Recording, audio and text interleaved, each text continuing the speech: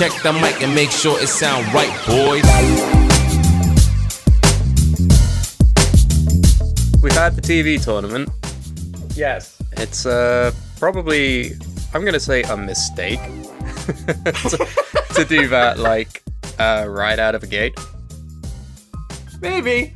Because we've had, we've had some shocking revelatons about each other.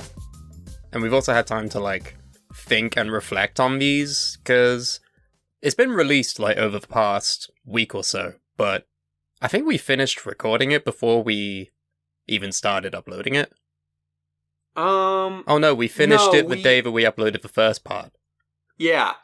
So it's been a while. It's been a hot minute for us, and we've had about a week and some change to reflect on a couple of these decisions, and more for me, what shows we didn't include that I'm super pissed that we didn't include. Because why the fuck didn't we include these shows? Before we jump into the shows that you're about to mention, I just want to let everybody at home know, ever since we started this tournament, my chats with Brooks have gone as follows. It'll be a new day. I wake up, I look at my phone, and I'll see a message out of the blue from Brooks that says, "Fuck, why didn't we include this show?" And it's like, I don't know. No, it's because a lot of the time, like, because TikTok is, like, better than the CIA at surveilling people, it listens to our conversations and it knows that I'm talking about TV shows. So it's literally been showing me, like, Gumball, Dragon Ball Z, mostly the abridged, oddly, not the actual show. Couple other things here and there, and it's like, you know what? I'm not at all upset that we got Gumball into the, was it semi-finals? Yeah, it was semi-finals. Yeah. Because he was in the Mount Rushmore of television. Yeah. We're so dumb. But more importantly, I've been seeing other shows that we didn't include, such as Malcolm in the Middle. Yeah. I'm honestly upset that we didn't include that, because not only have I seen clips on TikTok, I've gone back and watched episodes as well. That shit is, like, gold still. I love Malcolm in the Middle, and I think we talked about this on one of the episodes, but, like, it's a great show. I just also think, like, you know how we brought up the fact that we had a lot of cartoons? We also had a lot of sitcoms already. Well, so it's like, I mean, in terms of, like, the scope of our interests, like, apart from, like, the one or two, like, Korean or Japanese original shows, it was mostly just some anime, some live-action comedies, some sitcoms, and some cartoons. It was generally all sort of cut from the same cloth. Yeah. I mean, when you really think about it, what else is there? It can be contributed a whittle down to the bare knob of its meaning. No one's gonna get that reference. Xavier Renegade Angel. We should have put that in as like a buy or something. It gives me as a buy. It gives me crises. What even is it? I thought it was just a web series. I don't think it's primarily a web series. I'm pretty sure it is a straight up like TV show that aired on Adult Swim, which kind of is everything really. Huh. Why did we put Robot Chicken on? You know what? I've actually never seen Robot Chicken. Really? I don't know. It's just never really been a thing in our television programming. Robot Chicken is one of those shows that's like, you could sit through 100 Robot Chicken skits, and maybe you'll laugh at like 15 of them. Just so we're clear, it's like claymation parodies of pop culture stuff, right? Yeah, it's a variety show with, like, mainly, parodies of other things, and it's made by Seth Green. Yeah, that's the guy. Yeah. So that'll kind of tell you the brand of humor you're looking at. But it is, I think, what I was going for was that, like, you might not laugh at everything, or even most of it, but the stuff you are going to laugh at, you're going to laugh really hard, because whatever it is that gets you is really going to fucking get you, like... I don't remember many Robot Chicken skits because it's been a long time since I've watched it, but I remember being fucking obsessed with certain skits and hating others. Like, it's It's a spectrum of content in Robot Chicken. On the robot chicken spectrum, where do you lie? I lie in hating the shit out of the Gummy Bear and a Bear Trap skit. What the fuck? Yeah, there's a skit where, like, a gummy bear is, like, gleefully skipping through a field, and it's coming up over a hill, and so, like, on the downslope of the hill, in camera view, you can see a bear trap just sitting there, and it's like, ah, la, la, la, la, and then it steps on it, not realizing it's there, and just starts screaming in agony, and it sucks, I hate it, but it's one of the, like, most recognizable skits, so I guess some people like it. I hate the shit out of it. You know what that reminds me of? What? Happy Tree Friends. Oh god, can we talk about Happy Tree Friends? I remember, like, looking up an episode when I was maybe, like, 11 or something, and just being, like, horrified. I never saw it again, and I still have no interest in it, because, like, I get it. It's the juxtaposition between having all these cute characters, like, literally getting gorily, like, maimed and shit, but that's just not my bag. I'm not into that regardless of who it's being done to, you know?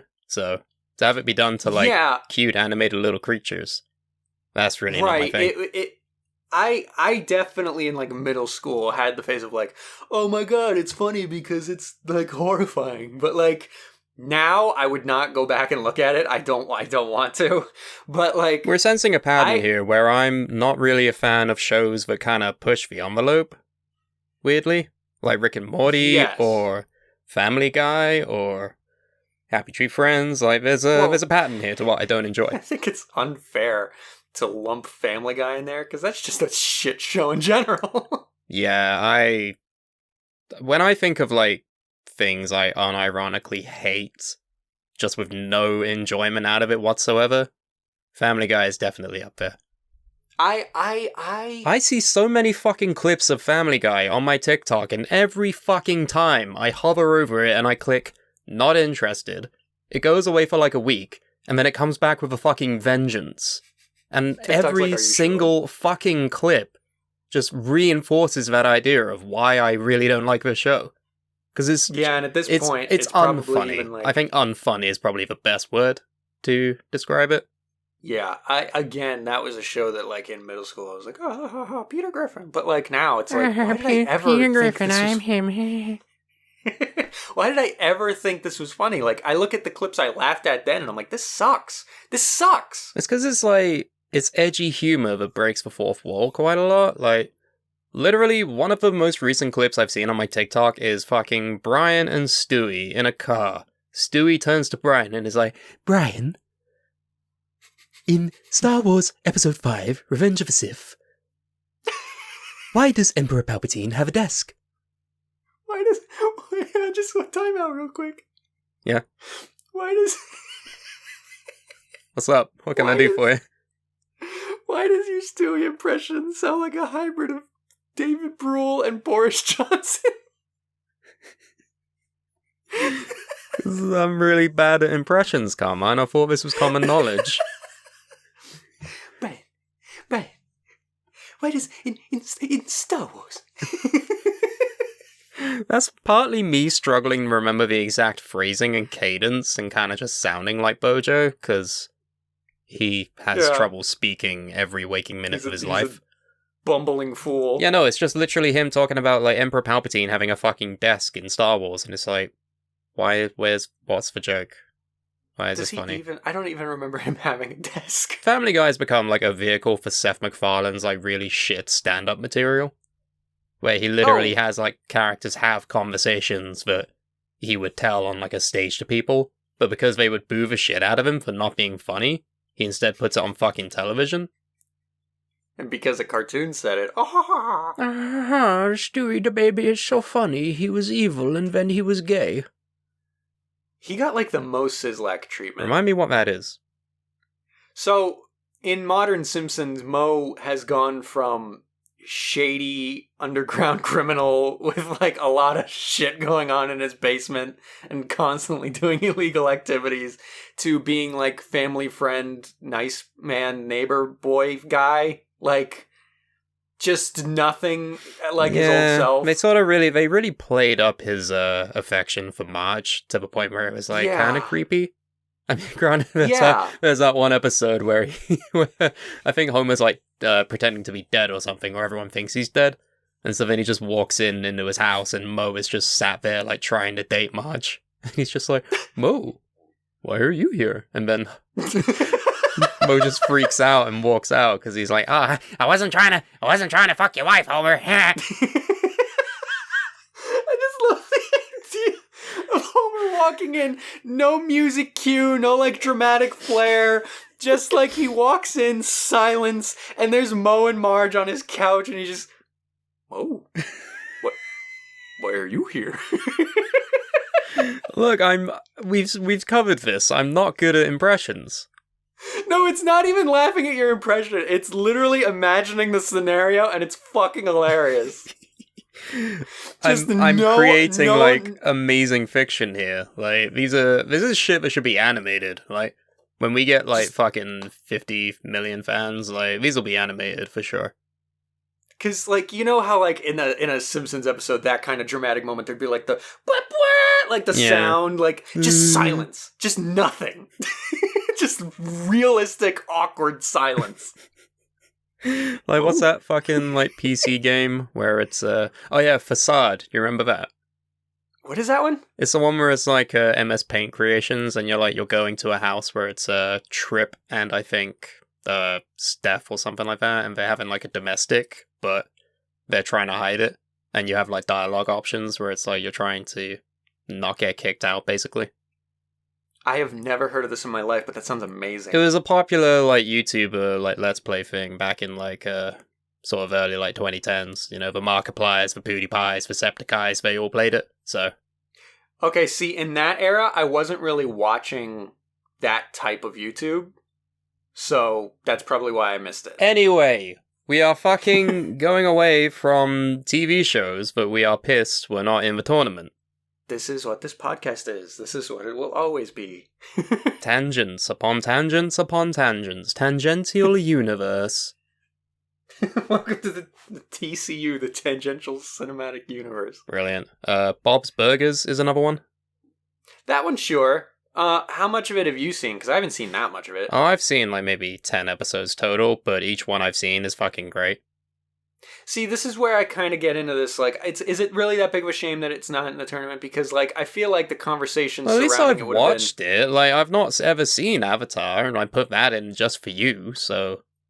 But at least in that case with Avatar, like, I've seen all of it. You know what I mean? But a show where neither of us have seen that much of it, you know what I mean? That wouldn't have really had the best conversation around it. Yeah, it probably just would have got booted first round. Oh my god, King of the Hill. That one I'm surprised we both forgot about. That one would have definitely made it at least past the first round. Like, purely because we bonded over a fucking very specific fucking YouTube poop. Yeah, okay. That's been like a cornerstone of our friendship for like almost years, like literal years. We've just been fucking like on and off quoting it to each other. It was something that like... The amount of times you've just turned to me and gone like, Dallas, oh lad. It's one of my favorite parts of that video. Seeking, oil paintings, seeking. Buff, varnish, buff, varnish, buff, sand, buff, varnish, buff, sand, buff. This is going to sound like we're just rambling lunatics. There was a YouTube poop. At this point, neither of us can remember what it was called. I think it was called Hank of the Hill. Hank of the Hill? Sure, give it a shot. Because I remember we found it early in our friendship, like maybe the first year of knowing each other. Yeah, for sure. We found it early, but then we lost it, didn't we? Yeah, and we bonded the shit over it, like we quoted it nonstop, and then we lost track of it, like we couldn't find it again, and years later we were like, where is it? And we thought it was gone, like it got deleted, but then we randomly found it again, and now I again, I don't know where it is. I've got it in, I think it's in my Facade Days playlist on my YouTube page, so... Oh, perfect. I think I have at least have it either liked or bookmarked in that, but yeah, like... I've never even properly watched King of the Hill, but, like, you get the vibe, you get the jokes, like... Dude, I see that on I saw TikTok a all the clip. time as well. I saw a clip recently on TikTok. What's the daughter's name? Luann. Luann, yes. I always forget her name. Bobby and Luann are sitting at the kitchen table, and Hank's like over by the stove doing Yeah, something. I've seen this one too. I think I might have sent it to And you. Bobby's like taking this like trivia or whatever quiz, and he's like, propane is either A, flammable, or B, inflammable. And then Luann's like, well, you can't eat it. And Hank's just like, for God's sake, it's flammable. And she's like, I could have got that. You never would have got that. And he's making a sandwich, like, just with mayonnaise in it. And then he fucking yeets that at her face. She's like, Uncle Hank! So, I've never seen a clip where Hank got so mad and just like, you're fucking stupid. Like, it's so good. That boy ain't right. That boy ain't right. I'll tell you what. Yeah, why the fuck didn't we include that? Also, why didn't we include My Little Pony when I'm familiar with at least the first 3 seasons? Well, like I said off air, I think we both know why My Little Pony wasn't included. Yeah. For the same reason we talked about the Rick and Morty fan base. There's no way. You know what? Yeah. And I mean, we could dive into your history with the series, but... Oh, I used to be a brony, like, full-time. Like, I dressed up as, like, ponies and shit, and, the thing is, the worst part about all of that was that it was in, like, a self-aggrandizing way, where it was like, look at me, I enjoy this show, look at me as I buy the toys, and watch the show in front of you on my laptop in the common room, look at me, everybody, oh ho ho! As I force you to watch me watch this. Yeah, it's like, why do you care that they know? Surely if you're watching this, you're watching it for your benefit alone. You don't watch something just to, like, show it off to others. Surely. You would think, right? But people love to feel superior. And it was about fucking ponies. It was about the idea that, like, oh, you think this is just for girls and children because you have small brain. Meanwhile, me, my big brain, know that it's good regardless. Look at me, I'm big brain and winning again. And now I must leave the brony fandom for every conceivable reason. Yeah, that was a period in my life. But, you know, I still maintain that, like, the first 3 seasons are actually, like, well made and enjoyable. I'm sure. My sister was also into it at the time. Which one? My younger sister. Oh, yes. I'm familiar with this younger sister. Yes. And she was of the age to be watching it, so I was like, okay, fine, whatever. But, like, I would occasionally see, like, I'd walk through the room while an episode was on, and I was like, I don't know. It seems like a cartoon. What's the big deal? Well, I mean, you could say that about any, like, passing over a cartoon thing. Like, any of the Cartoon Network originals could be, like, you could say the same thing, but... Yeah, I guess, but, you know, like, I never walked through and, like, heard a joke where I was like, oh, you know what? That was good. Like, you know what I mean? Well, there's that sound on TikTok that's going around at the moment where it's like, I'm wearing my emotions, darling! Stress couture! I haven't heard that one. Yeah, it's I've seen it quite a few times on my For You page, and I'm thinking, haha, yeah.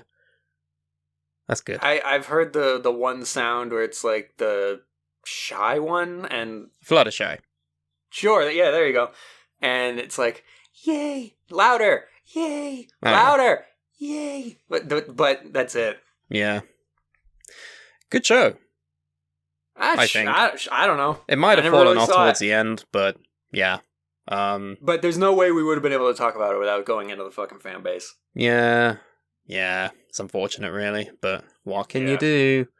do? Sesame Street was one that I was like, that's pretty culturally significant, and like... Yeah, like, what's been going on for like 50 years? We all love Elmo and Big Bird and shit. Like, granted, Sesame Street has, like, no presence over here, but really big in America, and also most other places in, like... I think it is literally just the UK that doesn't have, like, an equivalent of it, put it that way. So you guys really don't have it at all? No, I mean, I might be wrong, but, like... Most I remember, like, when I was a young boy watching kids' TV, it was always like, we didn't even have the Muppets. Like, we had So bizarre. Bear in the Big Blue House. What? Okay, so you had that, but you didn't have... It's so weird. Yeah, you know, like, it's odd. No 'Cause dissing Bear in the Big Blue House. House. Like, that's really good for an autistic boy, as we've learned. Yeah, man, I remember that show, but like, wow. No Sesame Street, no Muppets, but you had Bear in the Big Blue House. I mean, we had Barney, like, I mean, yeah. Barney the That's dinosaur. so. Then I don't understand what like the line was with the UK television committee where they were like, we'll do the big purple dinosaur. We'll do the bear in the big house. The What Big about Blue the House. really, really popular one with Elmo? No, fuck it. Fuck I mean, that it one. might have been on, like, I don't know, one of the fancy TV channels that my family couldn't afford, but I literally have no childhood memories associated with it at all. Like, I mean, we still had the movies, like Muppets Christmas Carol and shit, but yeah, no Sesame Street at all, really. Because for us, Sesame Street was like PBS, which was like the basic cable channel, like literally everyone had access to The it. public broadcast service, yeah. Yeah. So like there was no one that didn't at least know of Sesame Street. I mean, I knew what it was, I've just never, like, seen it. There have been 51 seasons of Sesame Street. Going on since the 1960s, I want to say? 69. Yeah, Nice. like, what the hell? Yeah, Elmo and Big Bird and Cookie Monster, Oscar the Grouch. The Obviously, Count. like, I know literally all of these characters, and I know, like, bits from the show because of TikTok, but Bert, yeah. Bert, have you seen my waste paper basket, Bert? Have you seen that bit? No. What are you talking okay. about? So Bert and Ernie, you know Bert and Ernie, right? Yeah, like, all the characters are fucking iconic. Like, I know all of them. I've just never watched an episode. There's a bit where Ernie is looking for his waste paper basket, which is hanging on Bert's head. And so Ernie's looking for it, and he's like looking at Bert, and he's like, Bert, have you seen my waste paper basket? And it's like literally on his head, and Bert just looks at him slowly. He's like, say that, ask me that again, and look into my eyes. Why is it on his head, though? I've never seen the clip in full context. I don't know how it ended up on his head, but it's just, I've seen that. But yeah, but yeah, I don't Bert and know. Ernie There's a load of shows that we missed out, and for whatever reason, I'm okay with it, because we have Twin Peaks as the winner still. You know, that's never gonna be undone, I'd say. It'll never be undone. We decided to do this. Let's talk about the fact that I recently saw the movie Fire Walk with Me. Yeah, you finally you saw the movie, and your feelings are what? Mixed, or on the good side, or what? There's not really anything I disliked about it, so I wouldn't say that I have mixed feelings. I think the best way to describe your reaction was violent confusion when you approached me to ask for information. Confusing. Which, you know, because I know kind of what to expect from Twin Peaks, I'm not upset about the confusion, but it was very confusing. And that's like having seen all the preamble, all the 2 seasons and that before.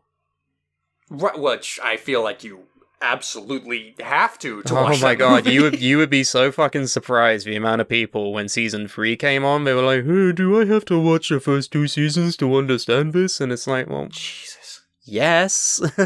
I don't know what the fuck you're expecting. It's the 3rd season. Like, you can't just fucking join in 3rd season like Breaking Bad and it's like, who is the Walter White? Like, yeah, is there any show where you can jump in the 3rd season and not be confused? The Office. Well, because that's what I did. Right. Excluding sitcoms, because there's sitcoms have a different format. No, like episodic fucking television for sitcoms. But, like, there's no recap either, like, previously on fucking CSI Miami. There's none of that. Yeah. I don't know how anyone would think, oh, a 3rd season of Twin Peaks, let's jump in. Especially with the way it fucking starts off with, well, I can't say, because you're gonna watch it soon, aren't you? If it's, like, the first thing that happens, then, I mean, what the fuck? No. Okay. I'm sorry. Right, I'll take your word for it. But the movie was very much like, it hurt my brain. Yeah, that's David Lynch for you. Because, like, I think part of what got me more confused was the fact that, like, I went into it with what you had said in mind, where you said it's a prequel and a sequel, whereas after towards the end of the movie that makes sense, but 95% of it is just a prequel. And I was like, yeah, I what probably does this should have have to do with specified that, after like, the fact? a lot, like 90% of the film is a prequel, but then like maybe 4 or 5 handfuls of scenes are sequels. Yeah, there's like There's a lot of past and cut future content as well, melding. to the point where the cut content reaches about like just under an hour worth of content. And I So think, that you is know, a separate thing called the missing pieces. It was funny because I watched the movie without the missing pieces, and you asked me, like, did you see the version with the missing pieces? I'm like, I don't think so. And then you sent me a YouTube playlist with like 40 videos in it that were like 3 minutes each with the missing pieces. And I was like, oh, God. I just watched it. Oh, you want me to do extra shit? I gotta watch a whole other fucking movie. Well, you can When blame my brain already feels whatever movie numb. studio like produced it, because they cut the things because it was going to be too long. But yeah, It was already like a 2-hour movie. it really adds to it. I feel like if they decided to do it now, they would have no problem with it, because Release the Lynch cut. 4-hour movie. And now the fucking, I don't know if they're trolling, but the Russo brothers are like, maybe we'll release a 6-hour cut of Endgame. You know what? I wouldn't be mad, because Endgame was Well, at a least really that good one's movie a to good start movie with. already. Yeah, literally. Oh, but whatever. That's a conversation for the movie show. So we just like dick teased so many Snyder fans. Hey, being like, wait, hey. do you not like it? You know what? It gets people coming back. We'll say that. But moving on to a point that I wanted to cover was that on Instagram we put out a couple of feelers, a couple of things where it's like, hey, anything you want us to discuss on the show? And so we had a suggestion from one Miss Cora Blimey, world famous superstar. There you And go. it ties into the TV questions and just the general theme. So their thing is TV tropes that you all hate. They'll go first. A pregnant lady gives birth in an inconvenient place.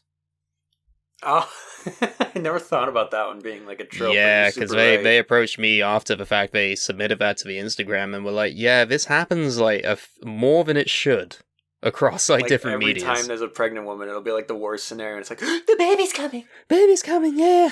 I think they cited Shirley in Community, Terry's wife in Brooklyn Nine-Nine, and there's more, like, I think that happened in Friends, didn't it? I'm pretty sure it happened in Friends. It's weird, because you never pick up on it, but that is a recurring thing, isn't it? Yeah, they play on the trope in WandaVision. Yeah, literally, where it's like, oh my god, baby, then another baby. It's another baby. There's so many babies. Another baby. Ah! Bum, bum, bum. Like a fucking, They just keep coming. like a tennis ball shooter. But yeah, that one, I've never thought about that one. That one is definitely, that's definitely a trope that I like just kind of glazed right over me. I didn't even notice it. It might be because we don't have the facilities to consider that a part of our lives, you know? I guess, but like it's a universal concept. It's not like it's like, oh, Yeah, but you're never going to have a nightmare about, oh my god, I'm pregnant and I'm surrounded by the cast of Family Guy.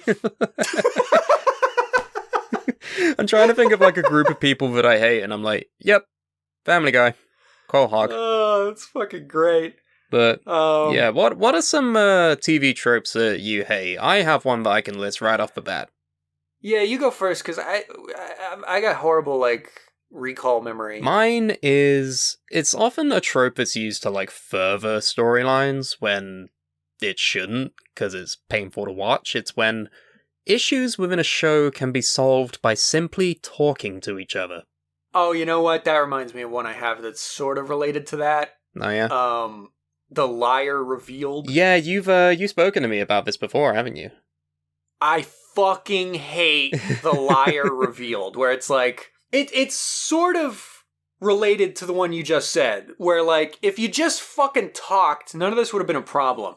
But it's always this idea that like, someone in the story is hiding something, and they're not telling the rest of the group, and then 2/3 of the way through the movie, they get caught in their lie, and everyone's like, I can't believe you lied to me! And then everyone has to be upset for like 15 minutes before everyone just shuts up and talks and makes up, and then we move on with the fucking movie. It's the fucking worst, like, forced setback that happens so much. You know what that reminds me of? What? It kind of reminds me of that one episode of Friends where it's at the point where Monica and Chandler are having a secret relationship, but they're being really sloppy about it and like leaving evidence everywhere, so they blame it on Joey. Yeah. You know that episode? It's like, I'm Joey. I'm disgusting. I take my underwear off in people's homes. Yeah. Like that whole, like, ugh, I hate that.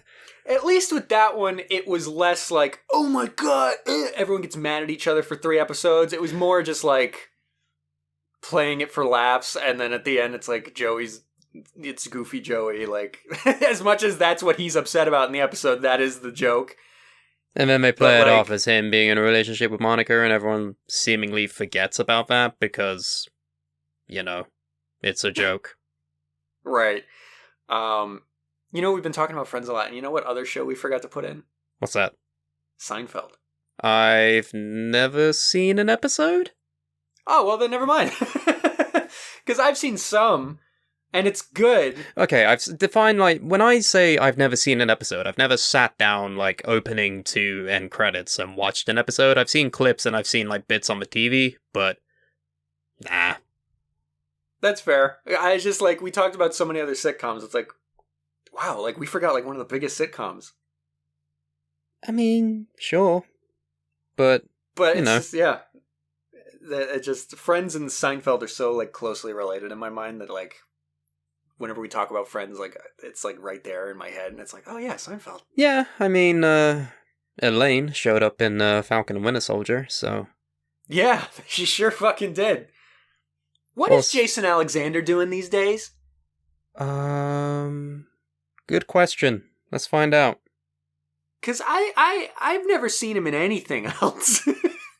We know that Jerry's just being his old fucking sexist self, and Kramer's a huge racist, but... What's the deal? This woman is in the kitchen. He just walks around the house just like mumbling that to himself. What's the deal? He's fucking like pissed at himself, like for no real reason. He's like, what's the deal with these fucking cupboards? I mean, really? Oh, I thought you meant like he's making fun of himself. Like, what's the deal? What's the deal, you fucking idiot? You fucking idiot. What's the deal with you being a dumbass? Why is he Barney? What's the deal, little boy? Purple dinosaur. He just like devolves into more and more of a caricature of himself. Now he sounds like the kid from South Park. Jerry. No. No idea. He's missing. He's off the face of the planet, apparently. Because I saw he was in like George a commercial. Costanza. There was like a commercial I saw recently, and like I think it was for like a detergent, like a laundry detergent, but the premise was that like some kid had a shirt that was just Jason Alexander's face, and like as he wore it and it got messier, the face that he was making was like more and more upset until he cleaned it, and then he was happy again. It was so weird. Wow. And then, like, yeah. I think the commercial ended with, like, actual Jason Alexander seeing the shirt on the kid and being like, hey! Or something, I don't know. Hey! What the fuck? That's me! You're wearing me! Prepare to die! And he pulls out a sword and duels the kid. See, why don't we make commercials? They'd be fucking hilarious. Yeah, that's perfect. I see nothing wrong with this laundry detergent premise. Oh, here's another trope. Out of context eavesdropping. Oh, like they just happen to stumble upon something and they only where it's like they stumble upon a bit of a conversation. Makes it sound worse than it is. Yeah. It's like probably the most famous example is in the hit 2001 animated movie Shrek, where where Princess Fiona, who is an ogre at this point, is sitting in the barn with Donkey and is like, I can't be with Shrek. I have to be with my true love. And don't you see, that's how it has to be. And then that's all Shrek is, and he gets angry, and he's like, Rawr. Donkey. Did you say I'm gay? No, I said donkey. I thought you said, I'm gay. I don't like women anymore. What are you doing in my swamp, you straights? What are some other tropes? Oh, no, you know what? A big one that I hate? Hacking. I'm in. Gotta get past the firewall. It's just like a wall of code, and it's like, that's not at all what it is. No, it's like always so much typing. Like, does actual hacking involve any typing? Probably not. It's probably just mouse clicks and shit. That's what I mean. Like, every time I see... Because even... They never update that trope. Never. In fucking WandaVision, Darcy's like...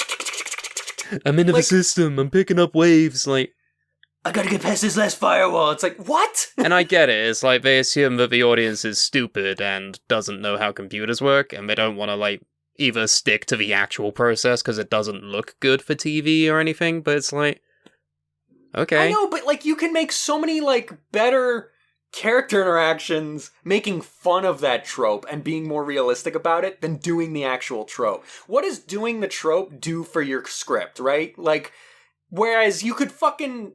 okay, this reminds me of another trope I don't like, where it's like, the smart character will be like, so we have to get into the mainframe and do this and that, and then we get into the system, and then someone else will be like, in English, please! That literally happened, like, almost every episode in Power Rangers, whenever Billy spoke. Right, it's so... And you'd have fucking God. Trini, like, translate and shit. Because you can at least make fun of two tropes in one if you have the character being like, alright, I just gotta, like, hack into their system real quick. Click, click, click. Done. And then the guy's like, wait, I thought you had to, like, type a whole bunch of shit and like, get through the firewalls. I was like, no, you fucking idiot. That's not how hacking works. Like, you could do way better making fun of two tropes in one with that simple, like, 30-second character interaction than doing the whole fucking, like, I gotta get into the mainframe. Like, oh. What even is a mainframe? I don't know. I don't think it's real. I think mainframes are a lie made by the television industry. It's all a fucking conspiracy made by big hackers. Okay, you know, one I saw here is, like, when the main character's, like, down and about to be defeated or whatever, or at least it looks like it, and then the big bad is, like, standing over them with whatever weapon they have, and then you see the main character's face, like, squinching and getting ready for that final blow, and it's the sound of, like, the sword slash or the gunshot or whatever, and then it's revealed that the bad guy got hit by someone else. Two things immediately come to mind is that scene in Dark Knight Rises. Which Where, one? Whereas where Bane is like, we both know that I have to kill you now. And then he puts Batman on the floor and is like, you just have to imagine the fire. He puts him on the floor for a nap like a little baby. No, he judo throws There him you or some go. shit, and he has like a fucking shotgun pointed at him, and he's like, you just have to imagine the fire. And then, bang, fucking Catwoman off screen on the bike shoots Bane. And then Batman's like, yeah, okay. Oh, you know another one I don't like? And it's not even from this thread, but another comment that someone said reminded me of it, like, some sort of superhero or supernatural story where, like, this good guy has abilities or whatever, and then someone records it on their phone, and then the news is immediately like, can we trust this person? And it's like, yeah, I'm sure that's even exactly what would happen, but, like, can you all just shut the fuck up? Like, it's so annoying. Like, everyone immediately hates them, and it's like, I get it. It's a message about fucking racism or whatever, but just please shut the fuck up. I mean, at this point, if, like, aliens descended and we were, like, doing shit on the Earth that was good, I'd fucking trust them. Who else am I gonna fucking trust? Like, Politicians? Nah, fuck that. Give me an alien. Like, it's always footage of this person stopping a bad thing, and then fucking the parody of Fox News being like, well, can we trust someone with this much power? Like, I don't know what if he decides to use it against us? It's like, God, just shut up. Let's imagine It's you're too much. yelling at your TV when these things happen. Oh, here we go again with this fucking trope. Or Shut worse, up! main character has abilities, and then the jealous friend. You know what show did that real fucking bad? Jessica Jones. See, I've not even seen any of the Marvel Netflix shows, so... Oh, God. They were all so good. The first season of Jessica Jones, so good. And then second season and third season, it just becomes the jealous Trish show. And it's just absurd. It's just so fucking stupid. It's just like, God, just kill her. Like, it's so bad. Well, that's a trope in itself, where it's like, you have, like, a good guy go rogue, and then everyone has, like, reluctance to do anything about it, because, oh, there's some good in there. It's like, no, who gives a shit? The Google search says, did you mean Naruto? Oh, is that the thing? It's I'm not familiar with Naruto, so I don't know. The entire plot of Naruto is the fucking Sasuke goes rogue story. I mean, fair. Thanks, car driving by my window. But yeah, it's... Thanks, man who wrote Naruto. Naruto fucking sucks. I've already said this. I don't even... We've been on this trend, but yeah, that's television. Stupid. Stupid, and we love it. There's so many things about television that are great. And, like, I get it. You can't always come up with 100% original script writing, and, like, it's impossible. But, like, guys, please. Hire us, those. we'll write your television show, and we'll make it great. Yes, we'll fix your bad script because we've watched some TV. We know things. We should probably mention that I'm, going back to the tournament, is that I'm experiencing a little bit of a new phase in my life where I'm, sort of doubling down on, the things that I really enjoy. Like, Dragon Ball Z. Yes, it was, okay, you know what was hilarious? It wasn't Dragon Ball Z, but after the tournament, you messaged me out of the blue one day and it was like, I owe you an apology for being such a dick about The Simpsons. Yeah, because no matter how good those early seasons are, like, yeah, you said it yourself. I just refuse to listen. Like, 2/3 of it sucks. Yeah. That's over half. And I think it came from a place of, like, you thinking I was shitting on the legacy of the 9 good seasons, but it was like, no, I keep telling you, like, those It's just 9 seasons objectively, are, like, if you were to put it on a scale, like, it's outweighed, so... heavily. I know, but it's like, not only are the first 9 to 12 seasons, like, fucking gold, but it's a show that I primarily, like, grew up on, and, like, based my humor off of, so... It felt like a personal attack.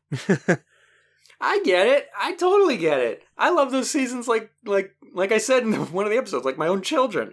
But it's just so much garbage attached to them. The thing that hurt me most was the Dragon Ball Z discussion. It's at the point now where I'm literally buying, like, more figurines and more collectibles. To spite me? Literally to spite you, yeah, because fuck you. I love it. I like Dragon Ball!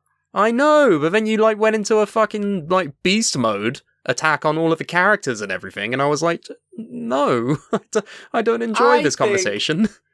I think Dragon Ball is fantastic, and it's the grandfather to a lot of anime, and it's, like, the big dick dad of shonen, but it didn't do... It's been outperformed in every conceivable category that it does.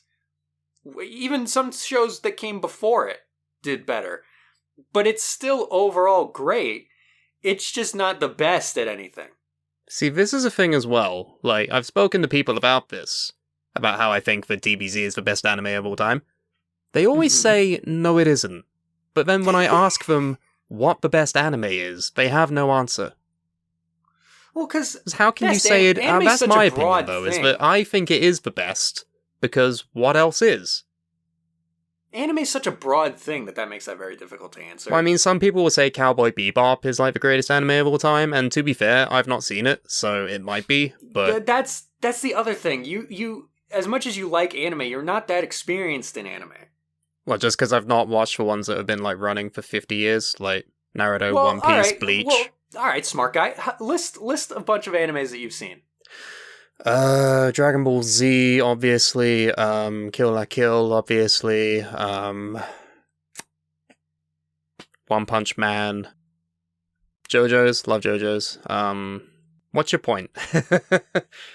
I mean... I've not seen, like, 5 anime throughout my whole life. I've seen more, it's just, in the context of me defining anime as a genre and a medium, I struggle to, like, remember everything I've experienced from it, so... Right, but what I'm saying is, like, the more anime you watch, the more you'll see what else is out there, and especially because it sounds like you mainly have really just watched shonen, right? Sorry, I just googled anime, and apparently one of the things in my search history is anime where man grows girlfriend on hand. What? Yeah, it's Midori Days, apparently, is the name of that show where a man grows a girlfriend on his hand. I've never even heard of that one, alright. I don't know why I googled that, but apparently I did. I've seen the first season of Attack on Titan, Right. I tried and watching even though Steins Gate and I didn't enjoy it. Black Butler I've seen. I think I watched maybe a couple episodes of Black Lagoon. Wasn't a big fan of that either for some reason. There's stuff, like, it's just hard for me to really think of it like of a drop of a hat. Yu-Gi-Oh! Pokemon. Oh, sure, yeah, those count. Yeah. Hellsing Ultimate specifically. Evangelion. Yes. Didn't finish it, but yes. You didn't finish it? No, I fucking panicked and dropped it. I was like, no, I know where this is going. Fuck it, I'm out. Never doing this. The ending is what gave you the crisis. I know what the ending is. I've seen that independently, but then the rest of the show before it provided me with context, and so I watched the fucking DVD menu of the end of Evangelion, where it's just screaming and, like, really fucking horrible imagery, and I was like, no, I'm out. I gotta see this fucking show so I can see what you're talking about. I see where this goes now. No. Because I know that, like, there's the show, and then the last couple episodes had time and budget restraints, so it was fucking weird and not what they wanted to do, and so they made the movie, which was the, like, canon ending, and it gave a lot of people crises, but I don't know what it is. I mean, the only way you're gonna have the answer to that question is if you watch it, so... Yeah. And the thing is, the reason I haven't seen it yet is because when it first came out on Netflix, a lot of people were like, oh, but they changed so much of the dialogue that, like, changes meanings of scenes, and I was like, oh, well, if it changes the meanings of scenes, I don't want to watch it that way, but well, there's no other, they like, played down how gay it is, like... There's one Like, I know character there's that one shows up scene- that Shinji basically falls in love with, and it's like a love thing, but then the Netflix stuff was like, oh, they're just best friends, they're just bros, so... Yeah, Depends how much stock you put into that, honestly. Yeah, I don't remember the context of it, but I remember someone was talking about one line where it was originally "I love you," and then Netflix changes to "I like you." Yeah, don't know why they did that. I don't know, but so I was like, well, I don't know if I want to watch the Netflix version then, but then there's no other I can't fucking find a place to watch it. They don't license this show out to shit. Just watch it on Netflix, or watch it with with the subtitles, like... I've come to the conclusion I'm just going to do that, but... And then the movie's on Netflix too, so it's like, alright, fine, fuck They it. have everything on there except for the rebuilds, I think. The what? The rebuilds? What is that? So, picture if you will, they did Evangelion. Mm-hmm. And then they did the movies to, like, properly end it. Yeah.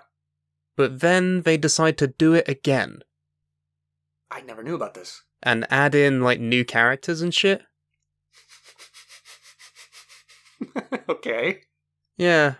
That's what the rebuilds are. They're like movies. Weird. That constitute episodes of a TV show. It's like they're redoing it, basically. It's like New Game Plus, but they're adding in other shit. That's bizarre. Yeah. All right, well, I'm going to assume that's not necessary. No, you watch that after you watch the original. That's so weird. I never knew about that. Yeah. It's called The Rebuild of Evangelion. They're animated movies. There's going to be 4 of them. They've released they've released all of them. Okay. They only released the most recent one in March this year, so that was the last one. But Wow.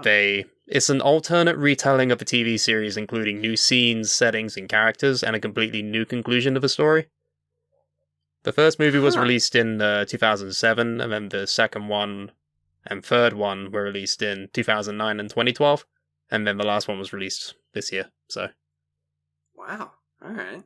The first one is called Evangelion 1.0, You Are, in brackets, Not Alone.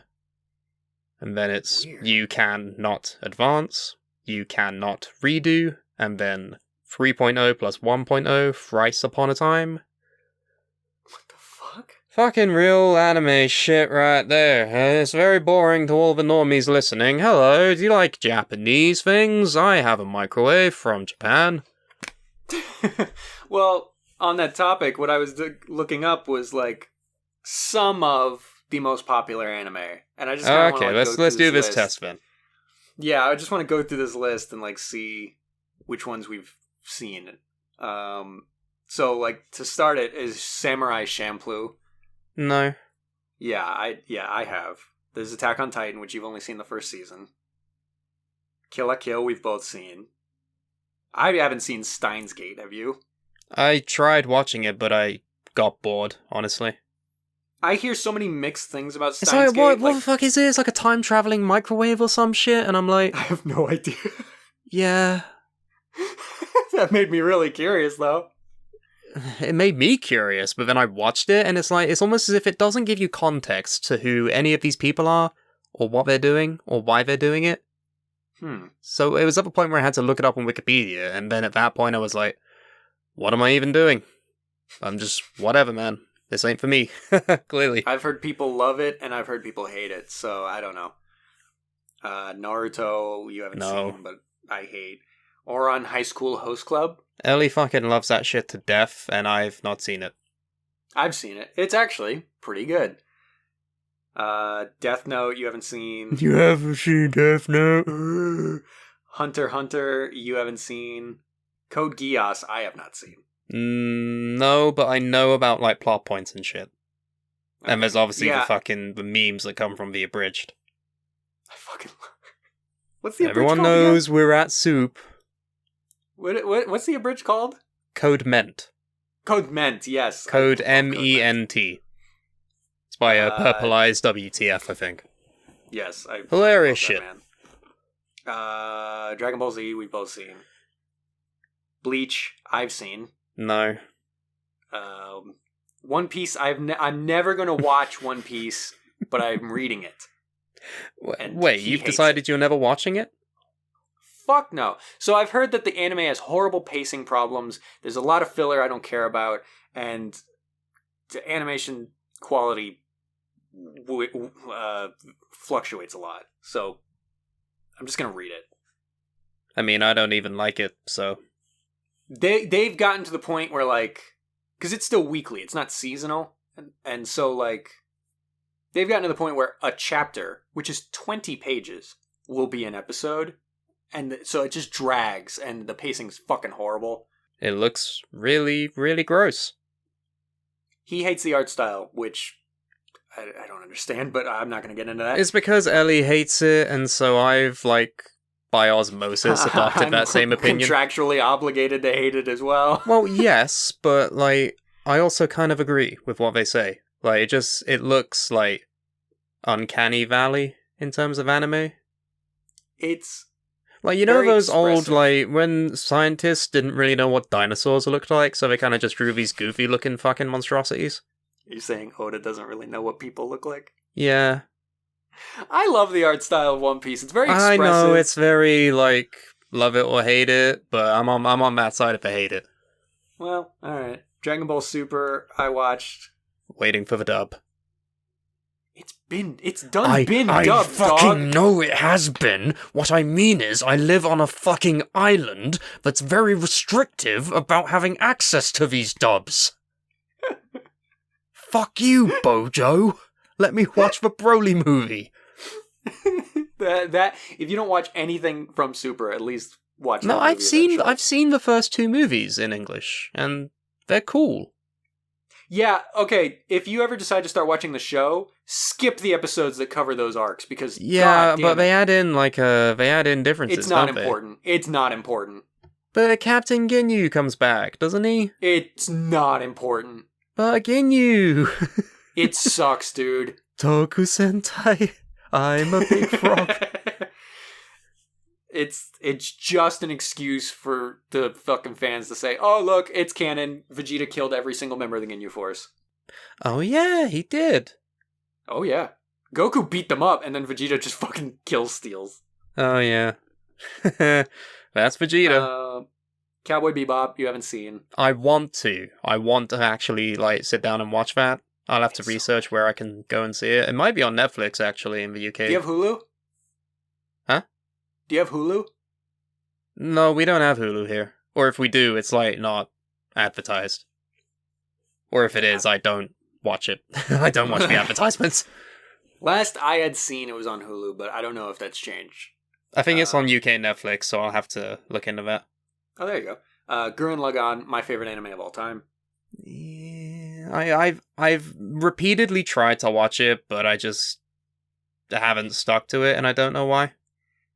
I had to really convince Yessie to start watching it, because she's hard to convince to watch some things. I wonder what that's like.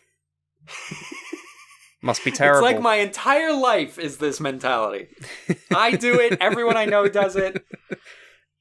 But you live in a very toxic environment, clearly. Once I got her to watch it, she did really enjoy it. I'm not writing it off, I'm just saying, I need to give it a proper go, and I've yet to have that motivation. Anohana, I don't even really know what that is. I've never heard of that. JoJo's. What's that? I was gonna make the same joke, but I was like, "You can't do it for me." Fucking comedians here. Yuri on Ice. I think Ellie's seen it, but I haven't. I have not seen it. I've seen reviews of it, and I'm like, I'll pass. Oh, Danganronpa, I've seen the first season. Oh yeah, it's an adaptation from a video game. Very controversial source, but it's one of those you love it or you hate it things. I think it's cool. I fuck with Danganronpa. Here's one that I have not seen yet, but just like I had to convince Yessie to watch Gurren Lagann, she's working on getting me to watch this, Clannad, which is her favorite anime of all time. I think I've heard of it, but I don't know what it is.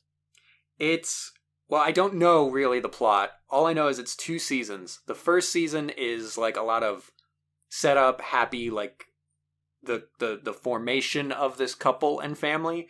And then the second season is just sad, everything goes bad. Why would I want to watch that?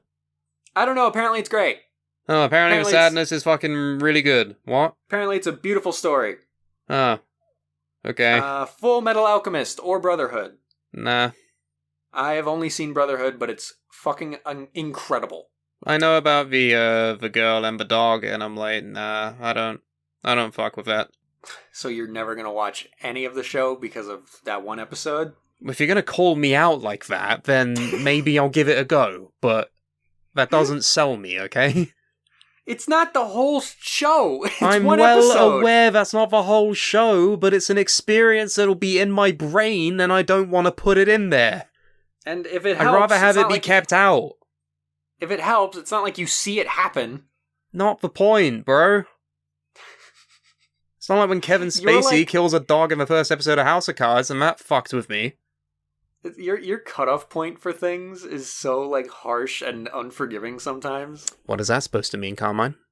It means that you refuse to watch this incredible And why not? It's my fucking life. I can do what I want. You don't have to tell me what to do. Soul Eater. Is that the one with the character who has the white stripes in his black hair? Yes, Death the Kid. Yeah, no. What the fuck? What do you mean? I haven't seen it. Oh, I thought you meant you were refusing to watch it. No, it's just I know that one character. That's all I know. I mean, yeah, okay, fair enough. That I don't think I ever finished it. I remember thinking I finished it, and then it apparently continued. Oh, don't you hate it when you think you're done with a show and then 25 years later it fucking picks up again? It wasn't even that. I just, for some reason, I must have hit a point where, like, maybe no more episodes had come out yet. Like, I caught up, and I was like, That's great. I guess that's it. Without thinking, like, oh, maybe it's continuing. For some reason, when I first got into anime, I just assumed every anime I was watching was, like, finished before I started it. Because most of them were. And so, like, I caught up, I guess, on Soul Eater, and was like, I guess it's done. And I just went years of my life thinking it was done, and I had finished it. And then found out years later, oh, there's more. There's like a lot more. I mean, at that point, like, what are you missing? The end of the series. Yeah, but you thought it had already ended. You made peace with it in your mind. Like, Yeah, your but if you life asked me what literally I probably thought wouldn't have changed if you kept that opinion. But like, if you asked me, like, what the point was that I thought was the ending, like, how that show, quote unquote, finished, I don't know what to tell you. I don't remember. That's probably because it was a while ago. And also because it wasn't actually the ending. Like, it didn't have that impact of a finale because, like, it wasn't one. Ah, well. C'est la vie. So, at some point, I want to go back and do that again. Cause What is? There's a lot of animes. We've seen some, we've not seen others. Yeah, and my only, like, and it's not to, like, oh, you fucking fake fan. Like, my thing is just, like, watch some more anime. They're good. Okay.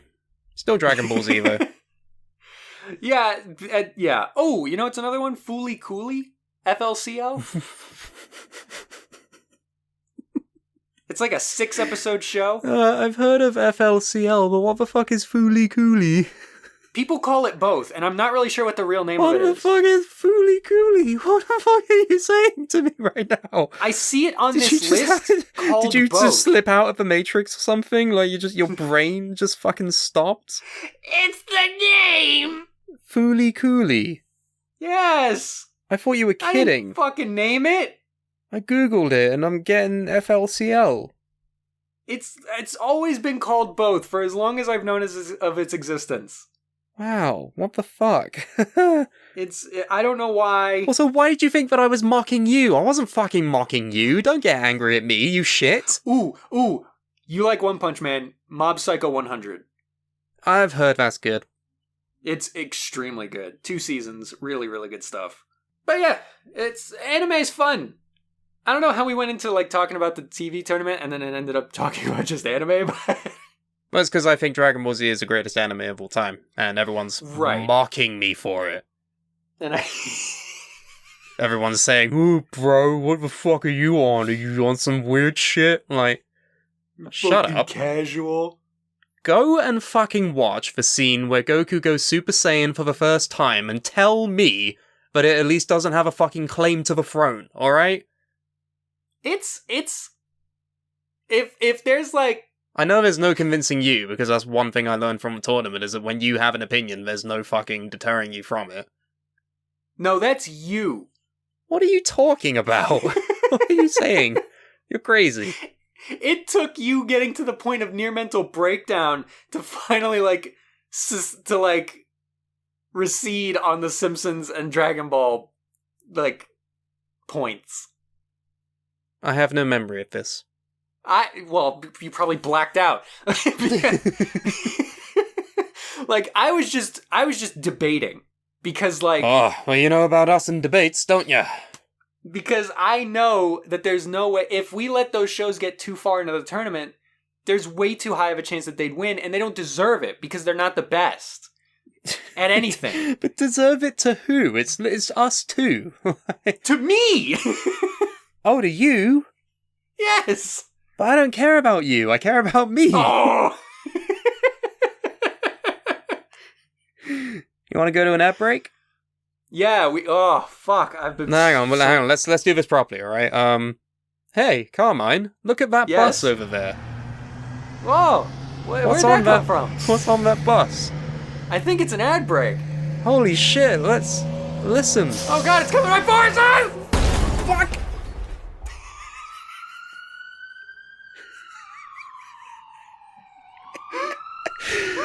Sorry!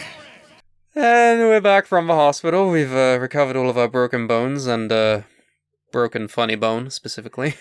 Ads hurt. Yeah.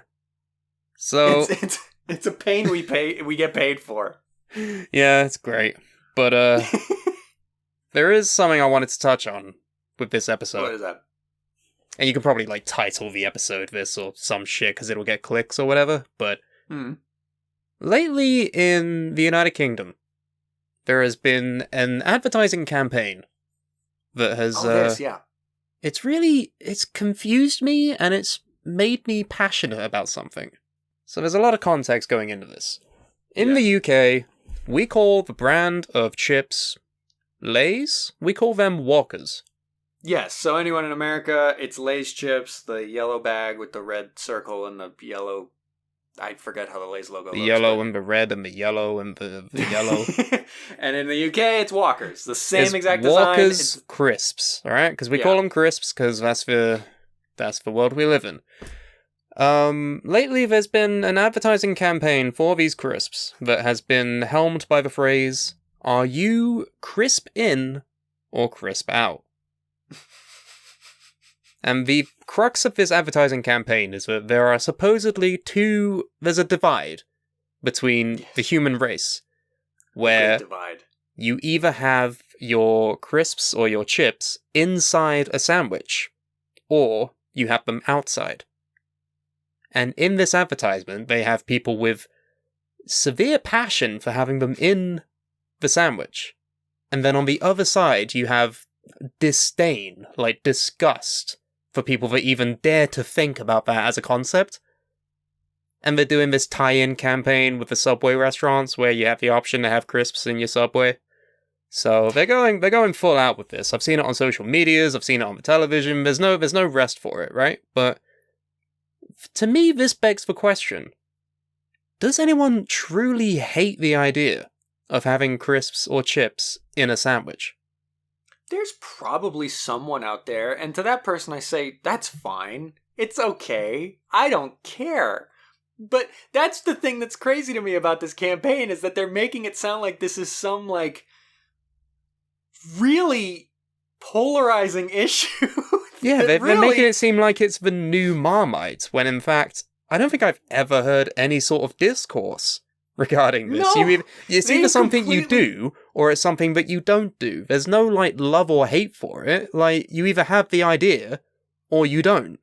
I don't understand why they're sowing the seeds of World War III and shit, where it's like, are you crisp in, or are you crisp out? And then one guy goes, hey, I'm Chris Pratt.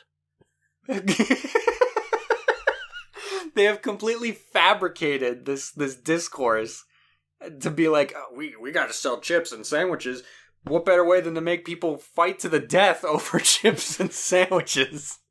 But then it's sort of based off of the old adage of Marmite or Vegemite if you're in Australia. It's either you love it or you hate it. And advertising campaigns have gone like extreme with that, and rightfully so, because in real life, in actual human world, you either love Marmite or you fucking despise it, and I am on the despise side. I like it. You're weird. You're so weird. I don't understand. It literally tastes like fucking horrible pain. It tastes like death, to me. If you ever to put death into a flavor, it would fucking taste like Marmite. To anyone who's open to ideas, if you're come familiar on. with, like, if you're familiar with, like, the sharpness of, like, a Parmesan cheese, and you add a tinge of bitterness to that, like an acceptable amount of bitterness, that's kind of the flavor you get with Marmite. So it goes good on, like, crackers and stuff. I mean, the coverall term for any product like this is yeast extract. Right. And it's a byproduct of when you brew beer. Fun fact. Like, that's how Marmite is made, so... And people in America probably aren't familiar with this. I don't think we really have this product widely available in America, but you've probably heard about it on the internet. So that's what it is, and it's pretty good. But this ad campaign, like, I kind of had to ask you before I broached this topic with you, do you even have that sort of as an idea in your culinary of having chips in a sandwich? Oh yeah, people do it all the time. And It's to be like a clear, big... we're defining sandwich as being 2 slices of bread with stuff in the middle. Yes. Not like specifically like a panini or like a Subway, but literally just a square like sandwich, you know? Yeah, something Because you have a habit like, to call a lot of different things a sandwich. Like what? Well, like, for instance, here we have a distinction between burgers and sandwiches. Not to say that a burger isn't a sandwich, because it is, by the dictionary definition.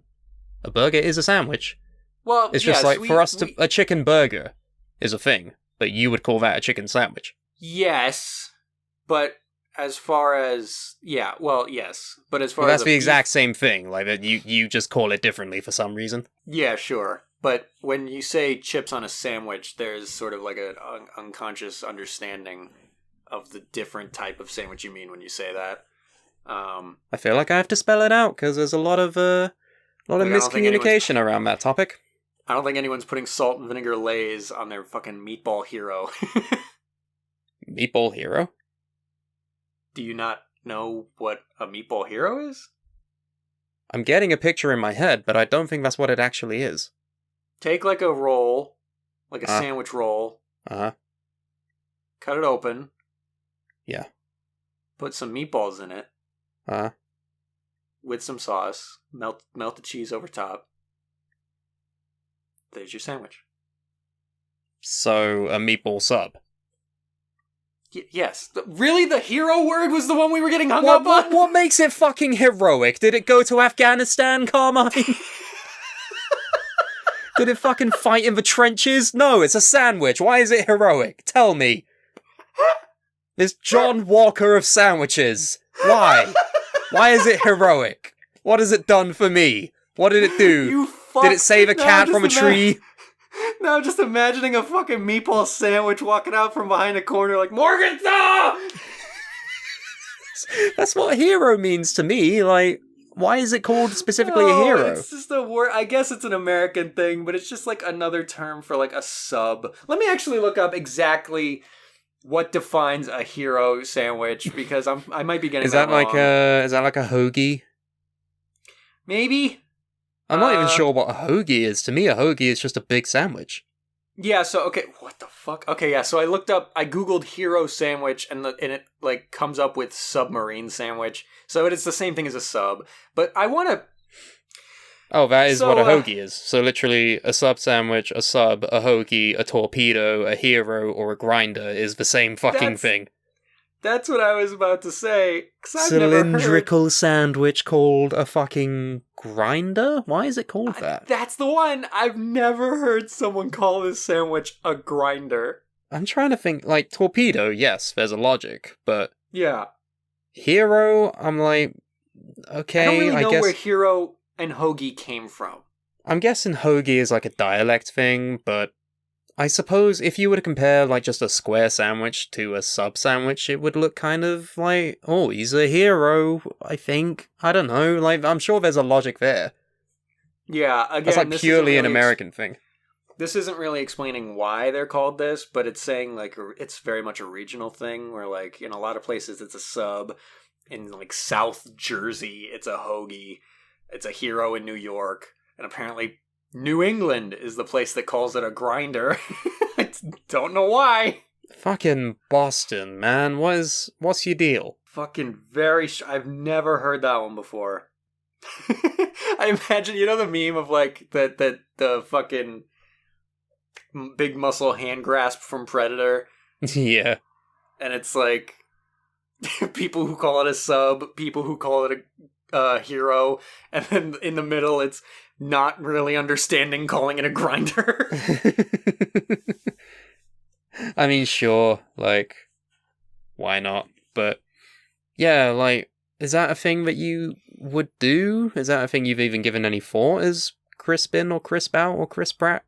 I don't know that I've ever done it, but it's not a concept I'm opposed to, and I've absolutely known people that do it. Like, chips on a sandwich is very much, it's a universal thing. But this, like, newfound, like, we're saying that people either love it or hate it.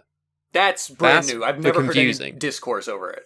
Yeah, like, you're literally just sowing seeds of discontent among people where it's like, only one side of this fence truly exists and prospers from it. Like, you know? Subway and walkers are the Zemo causing the Civil War. Yeah, if you want to put it in a way. But, I suppose this is a gateway into the topic of food debates, because, boy howdy, if there's anything that we know as friends, is that we argue a lot about food, and I'm not even sure why it gets as heated as it does. I think because we both have our ideas of like what a thing is, mainly because of cultural differences. So when it comes up and we both go like, "What? That's not what it is." Like it just comes to such a head. But I do, before we get into any debates, since we were already on the topic of do you have this? Do you have that? There's a thing that we have here, and I don't know if you guys have it, and I'm very curious if you guys have it. Do you guys have the drink called Yoo-hoo? We have Yazoo. What is it? It's like a milkshake. It's still slightly different, because what Yoo-hoo is... I've heard of it in a Simpsons episode, I'm pretty sure. So, I don't know what it is, but what is it? It's like a chocolate milk drink, but the reason I ask is because it's so fucking like artificial and fucked up that they're not allowed to call it milk. And if you look at the packaging, it just says chocolate drink. Is it milk or something? Like, it's just a liquid that pretends to be milk, but they're not legally allowed to call it milk because it shares no fucking qualities with milk. Wow. That's like the thing with Subway flavored recently, where it's like in Ireland they say that it has to be classed as a cake because it has so much sugar in it. Like the bread. Like the bread that they use at Subway has so much sugar that in Ireland they have to like legally classify it as like a cake. That's disgusting. That's what I've read. Might be misremembering, but yeah. That's crazy. But it's like the thing with McDonald's is that they have to put fucking like pickles on the Big Mac, otherwise it'll be a fucking dessert, right? Because of the sugar content. I've never heard that. That's probably like an urban myth or something, but I'm entirely sure that's that has some truth in reality. I just love the idea that if that's what it is, it's like, oh, this is a piece of chocolate cake. This is a dessert. And then you put 2 pickles on it. It's like, well, now it's a burger. It's probably just an internet myth, but it opens the floodgates into thinking about other debates we've had over the years. I think it's just because you brought up Ireland, but I remember when I went over there, and I had heard before I got there for years about this drink, not really knowing what it actually was. And then the first time I tasted Iron Brew, that shit is disgusting. Yeah, I really don't like it. It's really big in Scotland more than it is England, but... Oh, Scotland. Yeah. I thought it was Ireland, but because that's why it came up. But no, it's easily confused, and now you have made enemies in both the Scots and the Irish, so well done. Bravo. Because now that you're saying that, I remember the jokes about Iron Brew and Scottish and Drew McIntyre. But yeah, Iron Brew, for anyone who doesn't know, which is probably everyone listening to this. Everyone outside of Scotland. Yeah.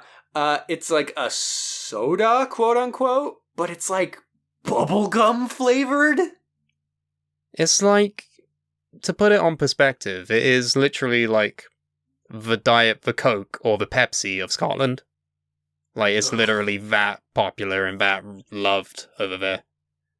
That's a horrible world they live in. It's bright orange. It's got like a weird taste and flavor. Like, I don't even know how to like describe it. I guess, yeah, like bubblegum is kind of close to it. That's what I felt when I put it in my mouth, was this is bubblegum. And I hate bubblegum, so that didn't help. Well, bubblegum stuff doesn't taste like bubblegum. What? Like, have you ever had bubblegum? Yes. And then if you have like bubblegum flavored ice cream? Well, I usually avoid it because I hate bubblegum. Well, those two are not the same tasting thing. I don't know. I just know that when I had Iron Brew, the first thought my brain processed was, this is bubblegum, get it out. Do you know it's made in Moscow? Iron Brew? Iron Brew is manufactured under license in Russia by the Moscow Brewing Company. Huh. And for anyone who wants to look this stuff up, because the can is wild in and of itself, it's IRNBRU. Yeah. So it's like Ernbr. Ernbr. But yeah. Yeah, it's fucking disgusting. I'm not a fan. I'm not a fan of it, sadly. It's gross as shit. Oh, a debate we've had recently is the definition of a salad. Oh, God, yeah. Okay. This sort of stemmed mostly from the concept of pasta salad. Oh, that's what it was. Yes, I thought I misremembered it being about egg salad, but yeah, it's about. Oh pasta yeah, it might salad. be. It's that where it's like, apparently any sort of concoction of anything can be referred to as a salad, and I disagree with that completely. He thinks a salad has to be vegetables. Like, if you just have fucking eggs and mayonnaise, that's not a salad. That's just eggs. To me, a salad... Or if you have, like, pasta with, like, ingredients and shit, like sweet corn or tuna or something, that's not a salad. It's just pasta. You know? You see where I'm coming from? Like, name like a fruit salad. That's fucking fruit. There's a pattern here. Why are you defining it as salad when there's no salad in it? Because salad is not lettuce. It is to me. Salad to me is a mix of, like, specific vegetables. Good for you, you're wrong. I'm not wrong, though. How am I wrong? Because I believe in what's right. So a salad is just a cold mix of things. But then what's stopping someone from just getting together a bunch of random fucking ingredients from their cupboards and pantries and just calling that a salad? It probably wouldn't taste good. So the taste is what's defining of a salad, then? No, it's just sensible putting things together. You don't just throw random shit in a bowl and go, I made a salad. Like, that's what it fucking looks like, though. But they all you put these things together with ingredients that have a purpose together. Like a pasta salad, these things work together. Like an egg salad, as much as it's just egg salad is just mayonnaise. Fucking eggs and mayonnaise. How is that a salad? There's some seasonings in it, but but there's the one primary ingredient, which is itself. You're just putting things around it. That doesn't make it a salad. It's not like you threw eggs in there with anchovies and Diet Coke. Like, it works. But no. Salad to me is mostly raw vegetables. I always do this when we have food debates, is I Google whatever the word is and then definition. Because Sometimes that can help, other times it just serves to exacerbate things further. And I remember this happening the first time, because we've had this exact debate before over our chat. And salad has multiple definitions. That's where it comes into factor, is like, okay, which definition is the most correct? Well, I don't think you can say any of them are the most correct. The definition of having multiple definitions is that they're all correct. So the first one, I hate when you do that. No, sorry, I'm not trying to do anything. I don't understand what you're trying to say. Something having multiple, it's like a word. Just take a word that has multiple definitions. I can't think of one off the top of my head right now, but there are many of them. Book. Book? I panicked and said a word. I'm sorry.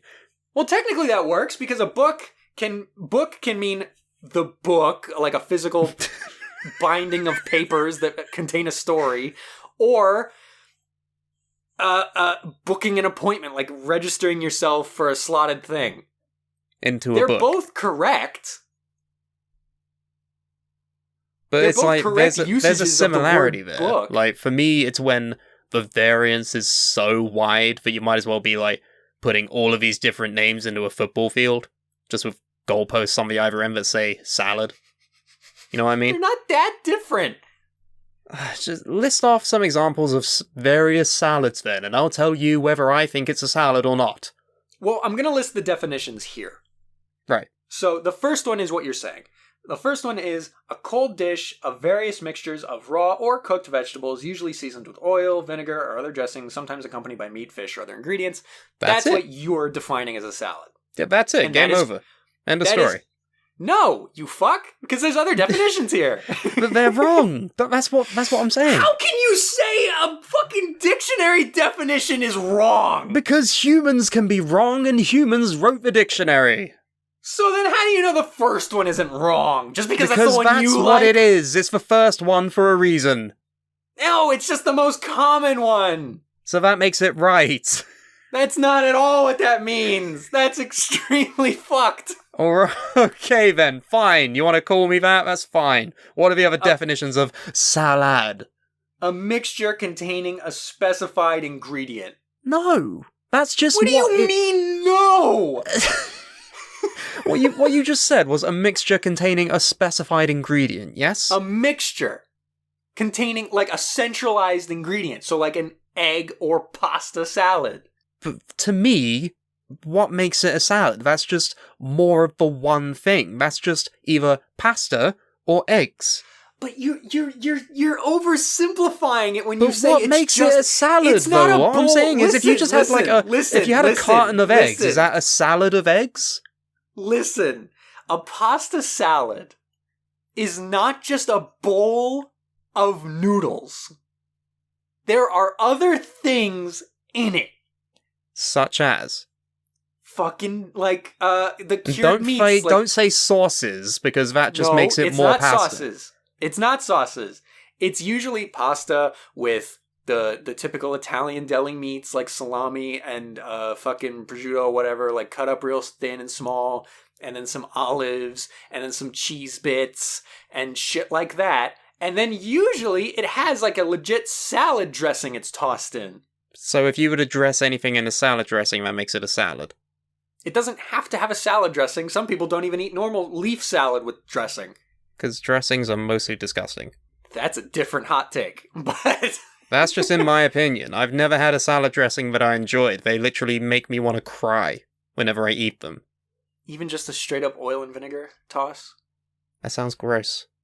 What the fuck? Alright, that's a different discussion for a different time.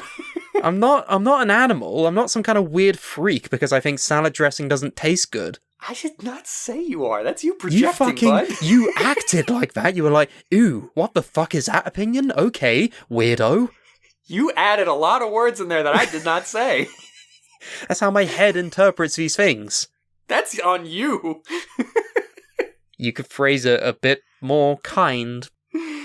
But the farthest I'm willing to go extending an olive branch to you in this debate is on egg salad. Because that one is really just two ingredients. A salad is not eggs and mayonnaise. That's just eggs with fucking mayonnaise. That's the farthest I'm willing to extend. Like, okay, I wouldn't necessarily classify that as a salad, but I'm still going to call it egg salad. No. Why did... See, like, that bothers you, but why? Why do we have names or words for anything when we can just decide that something means something that it isn't? Do you understand what I'm saying to you? I do, actually. But, like, I don't know. What the fuck's the harm in it? Because it opens the floodgates into having, like, false information. Like a taco salad. What the fuck is that? What is that? Okay, you know bread bowls? Stay with me here, just one step at a time. You know bread bowls? No. What do you... What? You don't know about bread bowls? I know bread and I know bowls, but I don't know what a bread bowl is. Okay, I don't know if this is a cultural gap, because, okay, here's another thing about, fun fact, when we have discussions like this, there have been many times where, like, Brooks will be like, we don't have that, what the fuck is that? And then Ellie will come around and they'll say, like, no, we absolutely have that, he just doesn't know about it somehow. I don't know if this is one of those. So it's like a really thick crust that's been hollowed out? It's exactly that. It's like, imagine an orb of bread that is hollowed out into the shape of a bowl. It's usually for soup. Because... Yeah, you had me up until you hollow it out. I don't understand this. It's just a fancy, like, here's a way to have your soup and then eat the container. I can't even knock it. Because then the soup, like, gets absorbed into the bread a little bit. So do you buy bread bowls or do you make them? It's usually something you get at a restaurant. Like Panera Bread is a chain that does this a lot. But the point I was trying to go with here Yeah, So how the imagine fuck do we get to taco salad? What is that? Because that's what I said. Stay with me. Take a bread bowl, but Yes. now make it out of taco shell. It's just a crispy tortilla bowl. Structurally, how does that work? Because it's crisp. What? It's what? It's crisp. What are you trying to say? Hello? It just malfunctioned. You there? Stop laughing and tell me. It just malfunctioned. I didn't know how to describe it. Like, you know a hard It's shell taco, how it stands up on its own? Yeah, but I don't understand how you can make that into a bowl without it just cracking and crumbling in on itself. Well, obviously you form it first and then fry it to make it hard. How thick is it? About as thick as a taco shell. It doesn't need to be that thick. Okay. Because all you're putting I in doubt it... the structural integrity of this. You're just gonna have to trust me that they work. Okay, fine. Because what you're putting in it is the taco ingredients: the ground beef, the shredded lettuce, the tomatoes, the beans if you want, some cheese, all that shit. This is a real thing. It's a salad, yes. See, I just Googled taco salad, and I'm literally just looking at a salad with tortilla chips.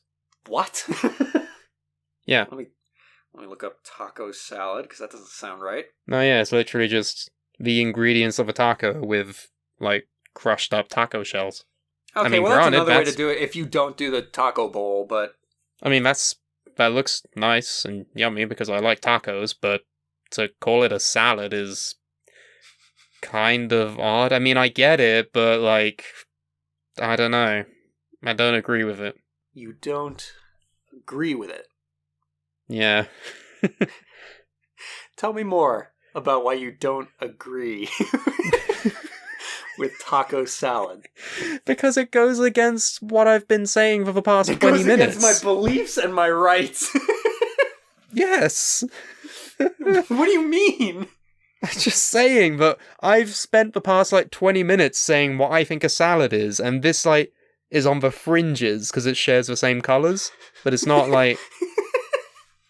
We've already made John Walker references in this episode, but it's dressed like a salad and it's calling itself a salad, but in its core, it's really not a salad. Yeah, that's it. That's how I feel about taco salad. I don't agree. I think this is just as much a salad as anything else. You lost me when you what's the cutoff raw here? vegetables. Is it the meat? Huh? Like what's the cutoff here in your mind? Is it the fact that it has meat in it? I don't know. I don't then a chicken know, Caesar salad's and it's not a salad. frustrating that I can't comprehend this in a proper way where I can phrase it. And this isn't fucking therapy. I'm not trying to get to the grassroots of this. I'm just saying this is how I am as a person, okay? Did you have a traumatic taco salad experience as a child? No, I didn't fucking know they existed until 10 seconds ago. I like tacos. Was there a Thomas the Tank Engine episode about salad? Yeah, they bricked it into a wall and it was horrifying. So I just googled a couple of different food debates because I feel like we can get some mileage out of this. Oh, we could go fucking hours on end on some of them.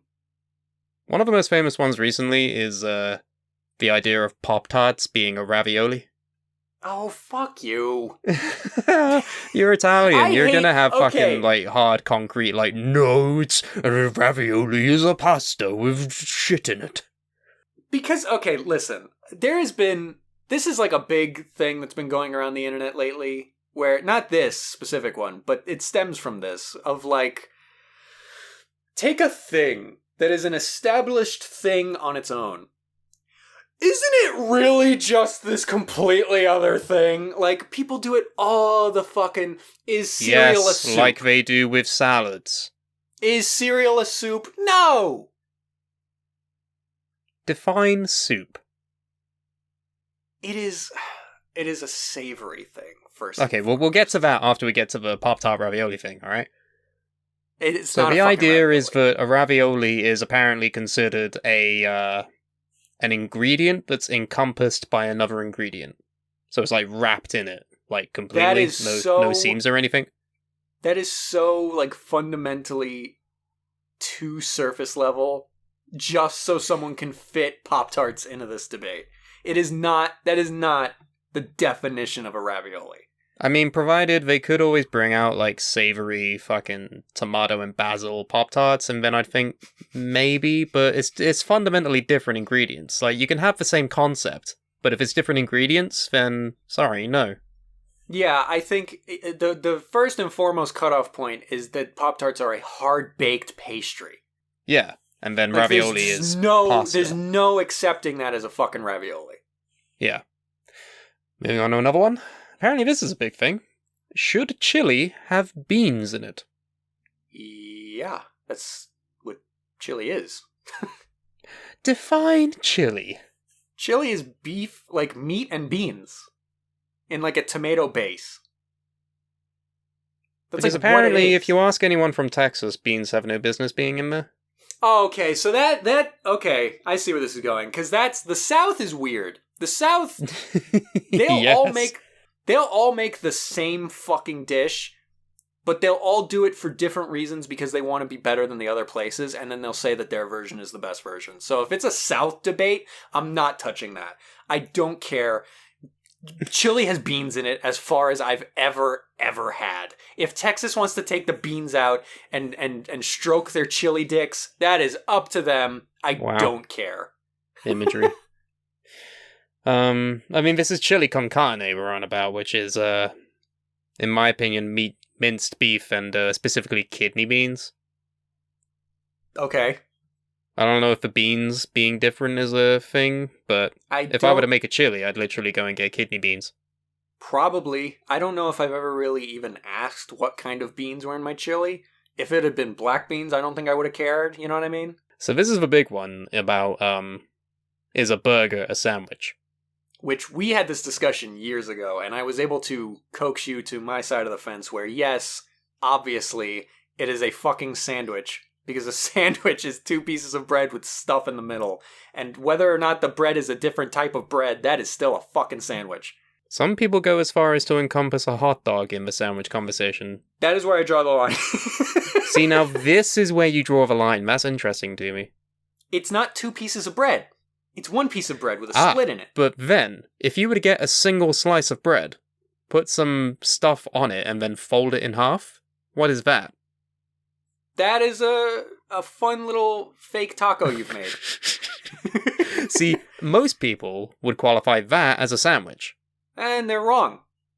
But what is it then? I mean, if you want to call it like a budget sandwich, right? Because you don't have 2 pieces of bread, like, whatever. But like, thematically, it's not a sandwich. I love the idea that there's just some households that don't have 2 pieces of bread. Right. They only have 1. Because I guess if you like run out after a while, maybe you had a fucking manwich at one point with 3 slices of bread. Yeah, I don't know. Or a toast sandwich. So if you want to have a budget sandwich, go ahead. I'm not saying like you're eating the wrong thing. I'm just saying like that's not what a sandwich really is. Some people would think that it is. Well, they're wrong.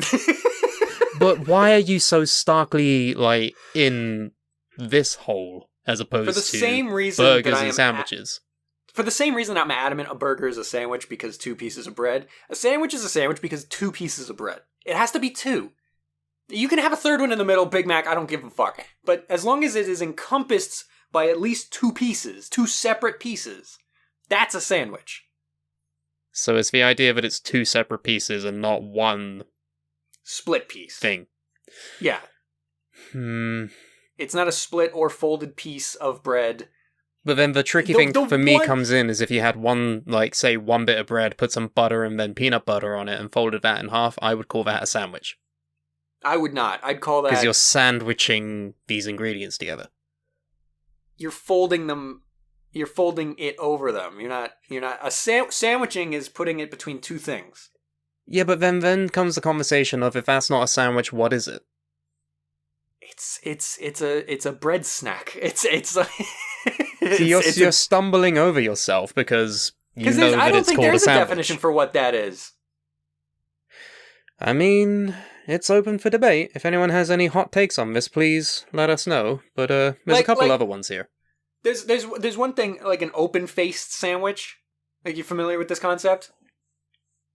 Is that like in Face Off? Do you not know about open face sandwiches? Is that when we take the face off of one sandwich and then put it onto another sandwich? Yeah, and then it goes to an oil rig prison with magnet boots. No, it's essentially like a deconstructed sandwich where like you take the two pieces of bread and you put ingredients on both pieces of bread, but you don't put them together. So raw toast. Well, sometimes they'll still put it, like, imagine the two pieces on like a pan and you put the ingredients on it.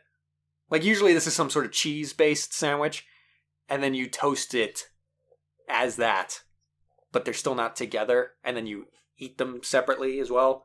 Yeah, that's just toast. Kinda, but I'm willing to accept open-faced sandwich as like a separate category. No, fuck off. That's not a fucking thing. It's toast with toppings on it. That's what that is. I love how this is my olive branch and you're the one cutting it down. Like, no, fuck you. That's not anything. Why are we creating like extra words that can be perfectly surmised in the word of toast? Why do we have to elaborate on this already simple concept just to confuse people? Because I feel like toast is so simple. It's just toast is just the bread. Yes, but then you add stuff onto it that makes like beans on toast, you know? Sure, but then it's just that's whatever not just on toast. It's not an open-faced, moss-covered family gradunzel fucking sandwich. It's fucking something on toast. Why do you have to complicate it? Give it its own little fucking category. But like when you're talking about putting all these sandwich ingredients on it and then it's toasted together, like it's not Majin Buu, it's not absorbing the things and just still being toast. It's a new thing now. But then at that point, like, what is pizza? Pizza's its own thing. Pizza is pizza. Right, but then what you're describing sounds a lot like pizza. But the difference there is that toast is just bread, toasted. Pizza is an all-encompassing thing because you include the nature of toppings with pizza. Toast is not like there's no like accepted like this is toast, and that you can put whatever you like. Well, you can put whatever you want on toast, but it's like toast with jam, toast with butter, toast with whatever. Like it's not. It's still toast, even if you put like pizza. You just call it pizza no matter what's on it. You can specify this is a pepperoni pizza if you want, but at the end of the day, you could point at it and just go, "That's pizza," and no one's gonna say you're wrong. And I'm going to point to an open-faced sandwich and be like, that is toast. But that's where you're going to run into the resistance. There will be people up in arms I will fucking mow down this resistance with my battering ram of an idea called toast. The toast smashers will come for you and say that is not just toast. One toast, one people. Oh, fuck. Alright, okay, here's an interesting one. Peanut butter and jelly, jam, whatever it is, sandwiches. How would you assemble one? How would you make one? Okay, so I am accepting of a couple different ways. But the way I've always done it is you have your two pieces of bread, put peanut butter on one slice of bread, jelly on the other, then they come together. Now, I had a friend who opened my eyes to another method that I'm willing to accept. Put peanut butter on one side, put peanut butter on the other piece of bread, then put jelly on top of both peanut butters, then bring it together. So it's like you, from the outside in, you're going bread, peanut butter, jelly. Whoa. It's pretty good. But I'm willing to accept I've never thought of it methods. that way. I'm willing to accept both methods. See, for me, it comes out of a practical sense because some people will take one slice of bread, put peanut butter on it, then put jelly on that slice, and then put the bread on top. Oh, I've never seen that. For me, that's structurally difficult because the jam doesn't really spread as well when it's on top of peanut butter for whatever reason. Like, it's like oil and water. That's why with the way my friend did it, you do it on both sides, because at least that way you know you're getting a good amount of jelly. Because if you just do it on one, there's no guarantee. It could all just, like, slurp off. Yeah, no, literally. I've never thought of it with, like, peanut butter on both sides. That's a game changer. You're gonna have to try it. It becomes a problem when you're putting both the jam and the peanut butter on the outside of a sandwich, and then you eat it that way. Another method that's sort of like a fix to this peanut butter jelly on peanut butter idea? What's that? Is you take two pieces of bread, Put peanut butter on one side of each piece. Huh. Then you get a third piece of bread. Hmm. And you put jelly on both sides of it. Ooh. And it goes in the middle. Peanut butter and jelly manwich. Yes. Do you add anything extra to your PB&Js? No, the most extra I've ever done with a PB&J, which I do recommend, is grill it. I've never done that. Like a grilled cheese.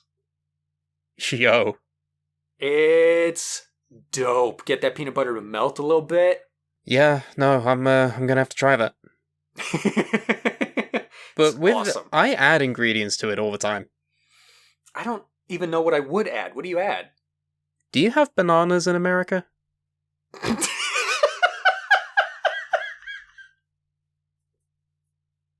Why are you laughing? What's wrong? Like just the fruit? Yeah. Yeah, we have we have bananas. You should try like cutting that up into little discs and then put that in there. In a peanut butter and jelly? Yeah. I've only ever heard of just peanut butter and banana. No, it goes well. I've never done it with jelly. It's 2 fruits. Why would that not go well? I don't know. I've just never heard of that before. Try it. Interesting. Make sure the banana is like at the right age though, because if it's too ripe, it'll be disgusting. Because ripe bananas are fucking blech. But I want some mush. Yeah, when bananas are like proper yellow and they have some brown spots on it, that's the good kush. Oh, you said too ripe, so that's what I thought you meant. You mean not ripe enough. Because they start Define green. ripe. Ripe is like, the longer it sits, the riper it gets. So not... Oh, right, okay, I thought it was the other way around. So you mean underripe? Yeah, no, they're literally the work of Satan, underripe bananas. No, if they still got some green, you give it a day.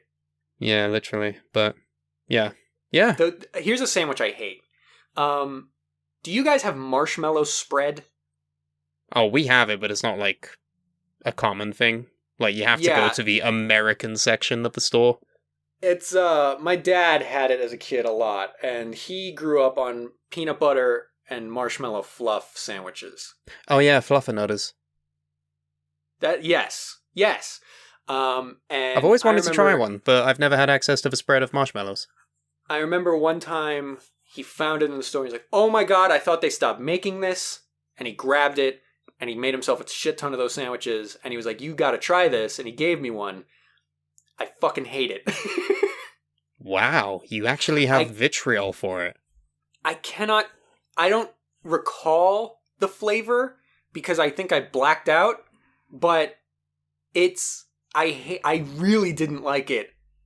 I think I offended my dad by not liking it, but I was just like, I mean, no. do you have like good experiences with them separately? I've never really had marshmallow fluff outside of that. So, no. I think that might be a problem. I was open to the idea before bite. It's not like I went in being like, this is gonna suck. I was like, oh, I'm excited. And then I bit it and I was like, bleh! But then you have this idea. I don't think I would hate it. I might not like it, but I don't think I would fucking pass out like you did. Take one bite, just face plant into the table. No. I think that's something I'd want to try. I'm willing I've also to accept tried I'm in the minority about I've tried that. adding chocolate spread before. That's just when I need sugar. Here's my controversial stance on life that probably I know no one's going to agree with me on. I don't really like Nutella that much.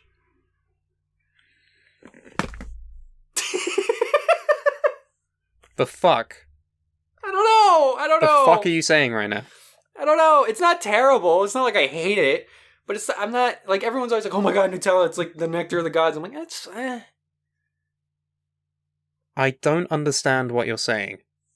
The words that you've put together don't make sense when you string them together like that. I know what those words mean separately, but when you say it together, it's not a sentence anymore. It's like the Evangelion rebuilds. I do not like Nutella. It's like, I only see I like Nutella. Yeah, no, it's not my favorite. Okay, well, to be fair, Nutella isn't strictly a chocolate spread. It's like got hazelnut in it, so Yeah, do you have an aversion for hazelnuts? No. I like some hazelnut stuff. Well, then you're a freak. I'm sorry. I got nothing for you. I don't know. It doesn't. I don't like it. That's very weird. Oh, how have we not talked about pineapple on pizza yet? This is huge debate. This is the real, if you want, like, are you in or out? This is the real one that people kill each other over. Like, this is the real war that Big Lay's sandwich company doesn't want you to know about. I mean, there's only one right answer. And it is that pineapple on pizza is acceptable. Is good. Yes. Oh, good. I was real worried what you were going to say. Yes. The amount of fucking things. We live in a society where sweet and savory is a common pairing. Everyone like a couple years ago, they got into a fit over salted caramel. Did people get into a fit over salted caramel? Well, they did in this country. And you have sea salt ice cream. Like, there's the hand-holding between sweet and savory things. Peanut butter and jelly! Like, come on! Yeah, I was just gonna say, we were just talking about one that's, like, accepted. How can you, like, just throw that out the window and say that pineapple on pizza is gross? Now, when I first... Sure, you can not like pineapple, and that's fine, but it's the people that have a problem with the idea of it. Right. How? Before I had ever tried it, the one concern I had was... Pineapples are a very wet fruit, and I was worried that was going to affect the texture of the pizza and, like, make it soggy. But when you bake it together, that goes away. And all you're left with is the flavor of pineapple with some more depth to it because now it's been cooked. It's really good. I mean, I honestly have no patience for people that are like, ooh, my tongue doesn't like this, therefore it's a universally bad idea. Right, yes, that's a whole different discussion. You can have tastes, but objectively, there are people that enjoy the things you don't. Right. And I probably sound like a major hypocrite right now, but, you know. Unless you call it a salad, in which case go fuck yourself. Isn't a pizza a salad? It's got a load of ingredients in all together. It's really just a salad on a bread plate. Yeah. No, that's an internet version of it that I don't like. Oh, how do you eat pizza? It may sound like a weird question, but like, how do you eat your slices? I actually know what you mean. So I take a slice, and at the crust, I fold it. Huh? Hold it that way. How do you fold it? Go to the middle of the crust of the slice that you're holding and taco that shit. Oh, sure. It just gives you a better. I thought it gives you you a better the grip. other way. I thought you meant like you have the tip come up to the fucking crust. Oh no! Do you fold your pizza hot dog or burger style?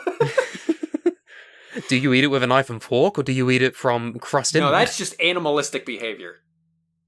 Come on. I think we were doing no. It's something to be said for the structure of the pizza and what's on it. If it's something that you can't hold in your hands because it's stacked and like if you overwhelmed with stuff, overload it, that's then a knife different and fork story. is acceptable.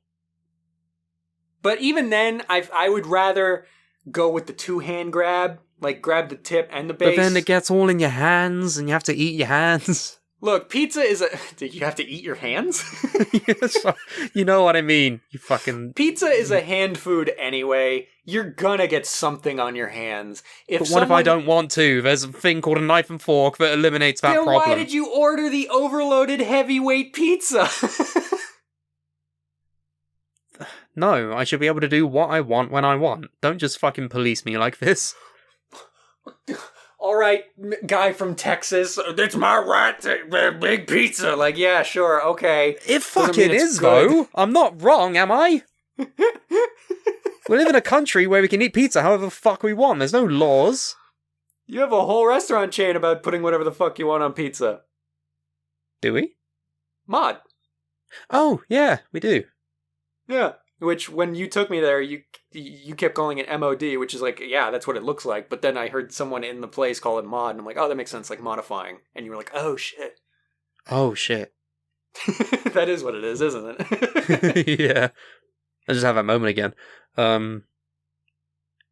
Yeah. No, I feel like the only outliers there are the people who take, like, a whole pizza and, like, either burrito it or they just, like, eat it like a weird sandwich.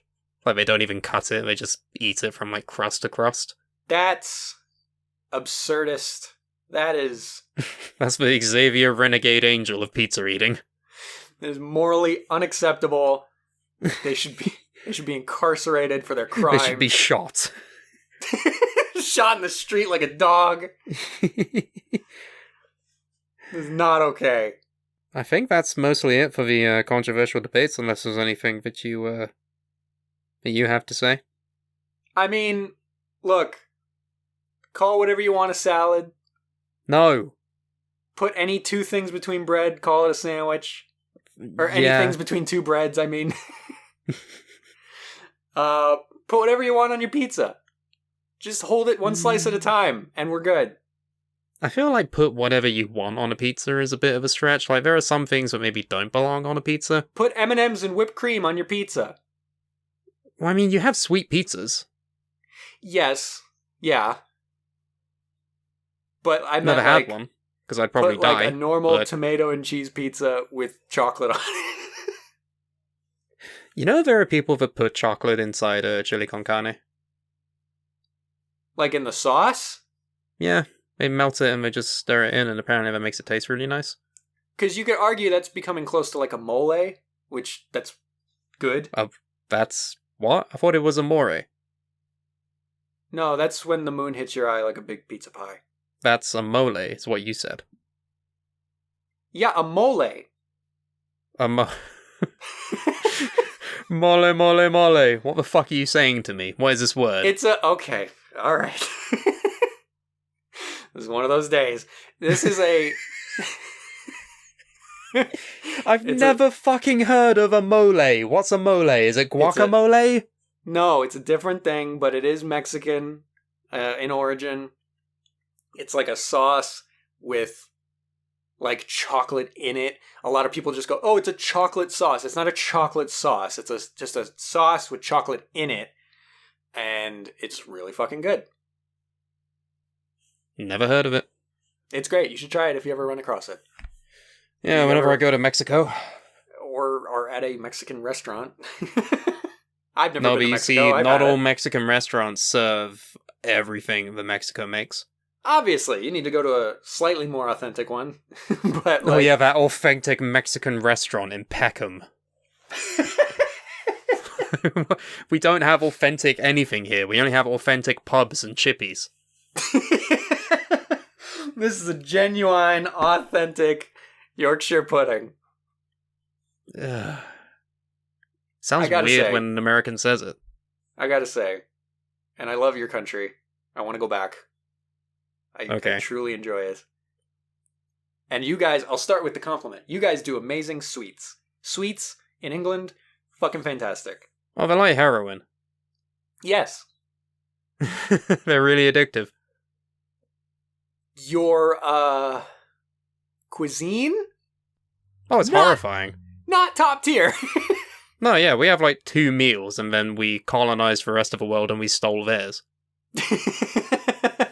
Like, there's a big market of, like, Indian food in England. Yeah, it's because we fucking colonized the shit out of India and we took their nice food and we claimed it as our own. But as far as just British food goes... we have fuck all. Yeah, it's not the best. Like, people will say, oh, we have Nando's, but that's literally South African. Yeah, for real. We didn't colonize it, but we stole the fucking sauce from them, and we use it. You know. And we go there for a cheeky time. Cheeky time at Cheeky Nando's, but, we have fish and chips. Mm-hmm. We have, Bangers aspic. No, yeah, it's well known that British cuisine is like horrifically bland a lot of the time, so you have to sort of go outside the box with a lot of it. It's just a lot of meat and potatoes Yeah, with a bread thrown in there. a single bread. Slice of Wonder Bread. Yeah, we don't have Wonder Bread either. Oh my god.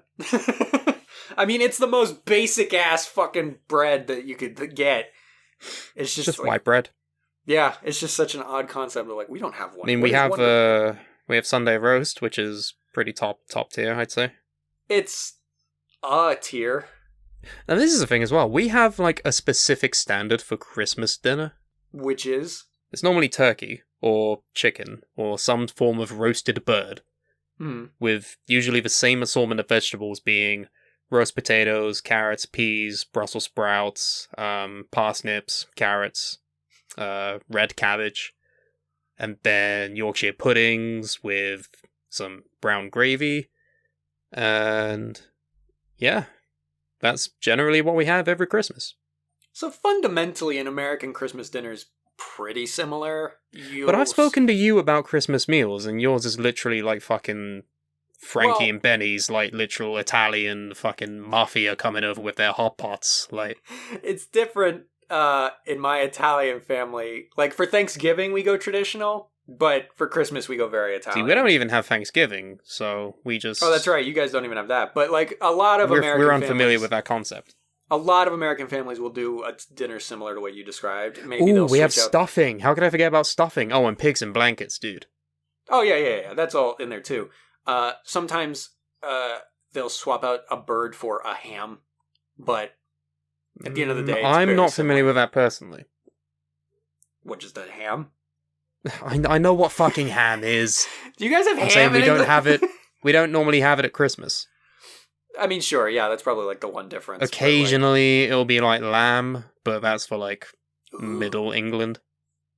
Ooh, I like lamb. Lamb is nice, but you know, it's basically a status symbol if you're if you're plugged into the world. Is it a status symbol or just a regional thing because there's more lambs in that area? For me, I associate lambs with like Middle England, where it's like the middle class, like upper middle class. Fucking. Oh, I thought you meant literally geographically the middle. No, it's like Middle America. Oh, okay. I thought you meant literally in the middle of the country. No, in the middle in fucking Yorkshire. No, yeah, no, Middle England. I associate fucking like leg of lamb on a Sunday with some mint sauce, watching the cricket, having a warm beer. Lovely day for cricket. Yeah. Cricket is wild because that's like a 5-day event for one game. We're on about food. Do you ever eat crickets? I've eaten a cricket. No, grasshopper. No, was it a cricket? I don't remember. Cricket is an insect, if that's what you're asking me. Have you eaten one? I'm not familiar with the idea of eating bugs, oddly enough. I think it was a grasshopper, actually, what I ate, not a cricket, but... I know that it's No. popular in, like, Chinatown to have, like, roasted insects on, like, a fucking skewer and shit, but... Nah. Well, there was... For me, there's some things that are just not meant to be eaten. You know, like snails and shit. I agree with that partially. I think one of them... Oh, God. I'm going to gross some people out here, because this is just gross. Oh, great. but- Here we go. My dad grew up, and his family was very poor, and so they ate some weird shit to get by, and one of their like holiday splurges was to get just a whole sheep's head, Ugh. and that you just fucking throw it in the oven for a while, and that's dinner. What? And- Why? Everything in With a the teeth sheep's and the head. eyeballs? Eyeballs, the brain. What? It's gross. My dad he refused. But I don't older- blame him. the older Italian men at the table would fucking fight over the eyes. 'cause it Oh, was apparently God. the best part. I mean, this is probably, like, culturally insensitive to be like, oh, that's disgusting, because I know a lot of, like, Indian, like, Asian places have a lot of stuff like that on the regular, but... Sure, and I'm not saying if you eat it, you're a gross person, but... No, I'm just saying that what you're eating is disgusting. As someone who's extremely not used to that, I cannot stomach the idea of eating that. There's no point. Like, you have access to the other animal. And I get it. I totally get, like, you don't want to waste parts of the animal, but use it for something else. I don't want to eat the eye. Use it for something else. There's got to be something it's good for. Give it to a man who needs an eye. You know, I just found out recently, prosthetic eyes are not just an orb. Yeah. I never knew that. I thought they literally just shoved an orb in your eye socket. What, not connected to fucking anything? That's how it works? Well, the real version of what a prosthetic eye is technically isn't connected to anything. But what they do is they, like, fill up most of that space, and then there's, like, a concave shell that goes over it that just looks like an eye. That's basically what the eye is anyway. No, an eye is an orb. We're on about food, Carmine. We were talking about people eating eyes. Let's have a fucking look at these, like, anarchy fucking purist charts here, because there's a lot to be said about that. Wait, what do you mean? It's like a grid with 9 spaces in it. Oh, it's an alignment chart basically, where Okay. you have ingredient purist, ingredient neutral, and ingredient rebel. But then you have structure purist, structure neutral, and structure rebel. I know exactly where I fit already. So let's take salad, first of all. I am a structure purist ingredient rebel. So to you, a bowl of mixed nuts is a salad. I'm just going off of this fucking chart that I'm looking at here. No, that is not. I would not consider that a salad. This is Okay, so looking at the details here, ingredient purist, a salad must have classic salad ingredients, lettuce, tomatoes, vinaigrette, etc.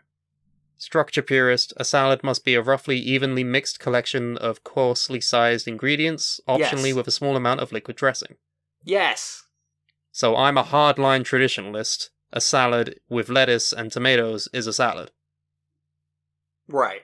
However, if you were structure neutral, and you said, the ingredients don't need to be mixed very well, or may be in unusual proportions, dressing to solid matter ratio is less important, you'd say, a bowl of shredded lettuce is a salad. No. To me, that's lettuce. It's like the Yeah. egg thing.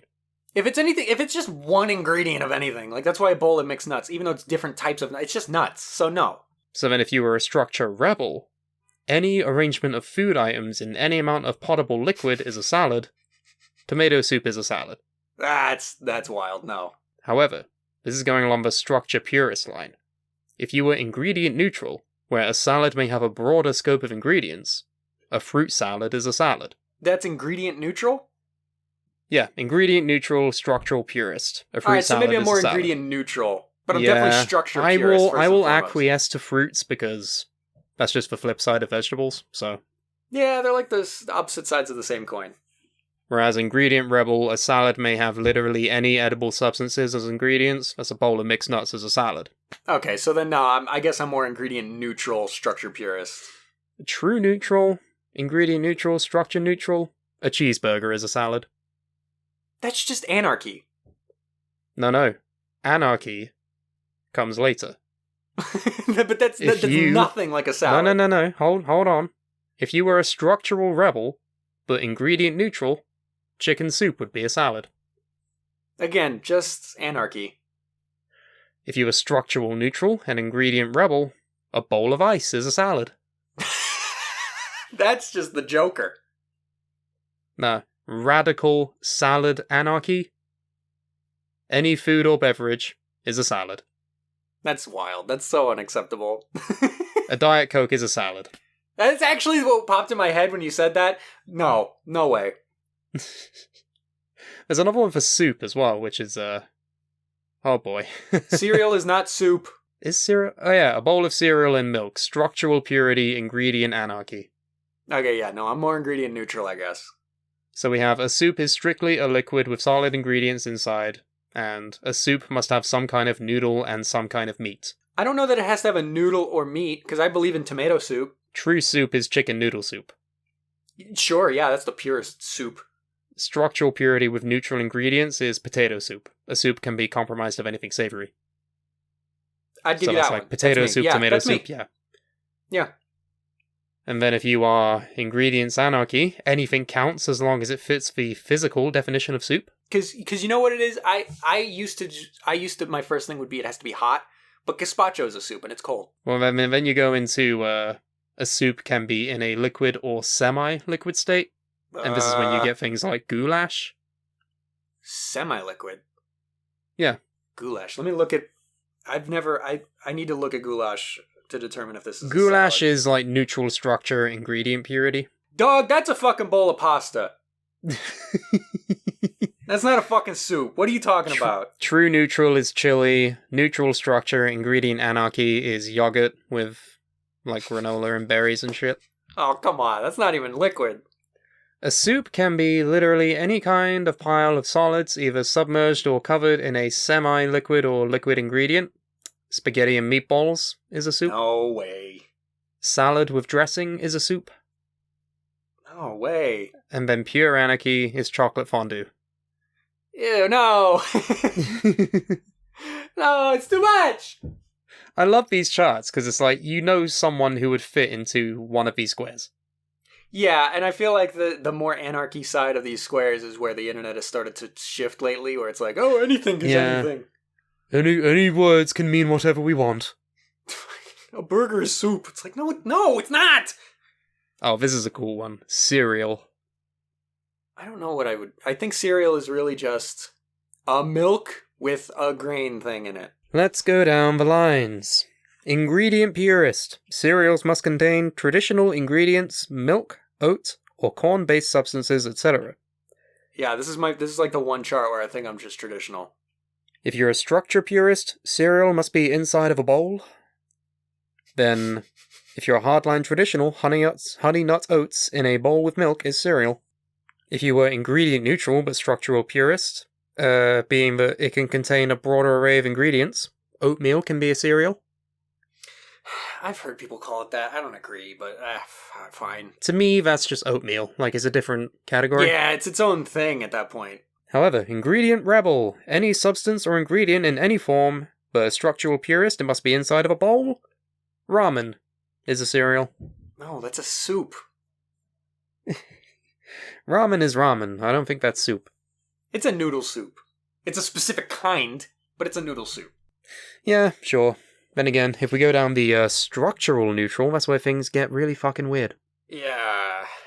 Cereal must be in a broadly defined container. Therefore, Fruit Loops in a bread bowl is cereal. I mean, technically, but I don't like it. If you are structure neutral and ingredients neutral, milk and food poured into your mouth is cereal. I guess in the same way that if you just shove a patty and then a bread in your mouth, you could call yourself eating a sandwich, but... It's just less steps to get there. I guess. However, if you are structure neutral and ingredients rebel, ravioli on a plate is a cereal. No fucking way. This is where it gets horrifying. Oh god, this is where it gets horrifying? Structural rebel. Cereal can be in any type of object. No. So, if you are a structural rebel but an ingredient purist, Fruit Loops in the skull of your enemy is cereal. Well... If you're a structural rebel and ingredient neutral, spaghetti in a dog shame cone is cereal. However, if you are radical cereal anarchist, a human infant wrapped inside a pizza is cereal. What the fuck? Any substance or ingredient in any form, inside any type of object. That is literally, like, abandon all rules. Anything in anything. That's kind of what rebel means. Like, I get it, but, like, does anyone truly believe that that's cereal? Or are they just fucking being that guy? They're probably just being that guy. Like, the sandwich one is which we've been discussing, like, hardline traditional, BLT, structural purist but ingredient neutral, a chip butty is a sandwich. A what? Oh, sorry, that's a British thing. It's, what do you call them? Fries. Like steak cut fries, like massive, thick fucking chips. Yeah, put that in a sandwich and that's a sandwich. I guess. And then ice cream between waffles is a sandwich. Okay, well, there's a different thing to be said about ice cream sandwiches. Well, I mean, they are sandwiches. They are, but it's not the first thing that comes to mind when I think sandwich. Then you go down the structural neutral line, where the container must be on either side of the toppings, but not necessarily two separate pieces.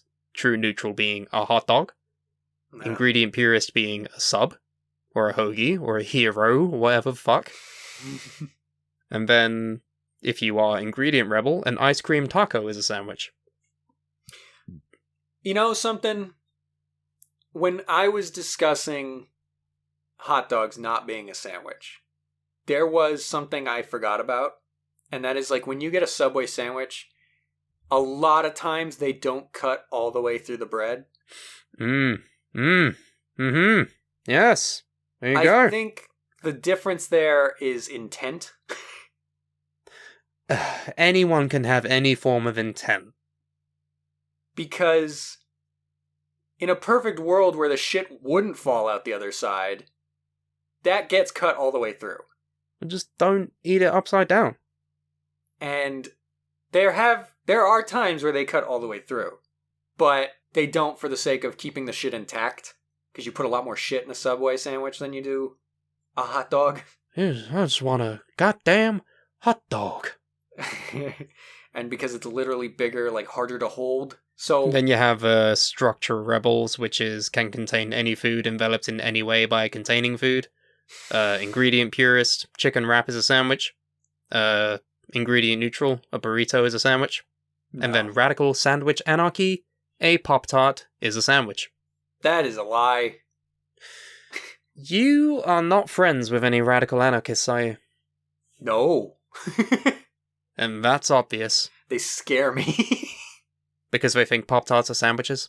Yeah, you don't know what you're going to get with a person like that. Yeah, you're right. I can't trust them. Nope. It's a wild world they live in. Wild world of food debates. Do you have any inputs or anything like that for what we've said today? You know what you can do, but how about you tell them what they can do? You can contact us several ways. You can either email us, bitterchatterpodcast@gmail.com. That is just the words with no weirdness going on. bitterchatterpodcast@gmail.com. You can also tweet at us @bitterchatpod. Or you can message us on Instagram @bitterchatpod. Tag us in stuff. Memes? You want to make memes? Make a meme. And then show it to us. We'll laugh. And that's it. You can follow us on those two platforms. I post highlights of this show on my TikTok. So you can find me on social medias @thatguy_Carmine. I'm on TikTok, Twitter, and Instagram.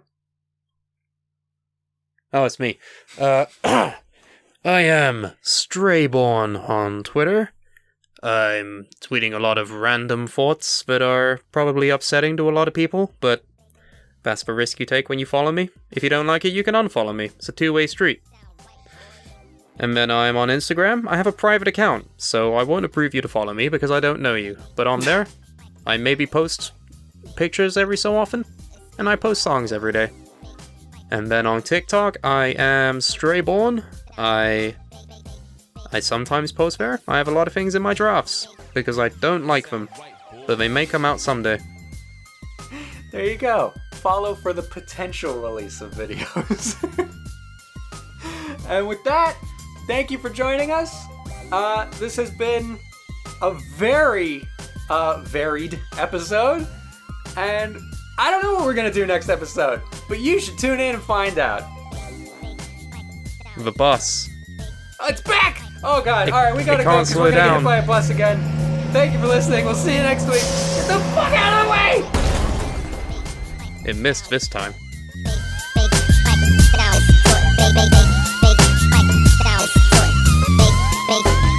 It sound right, boy.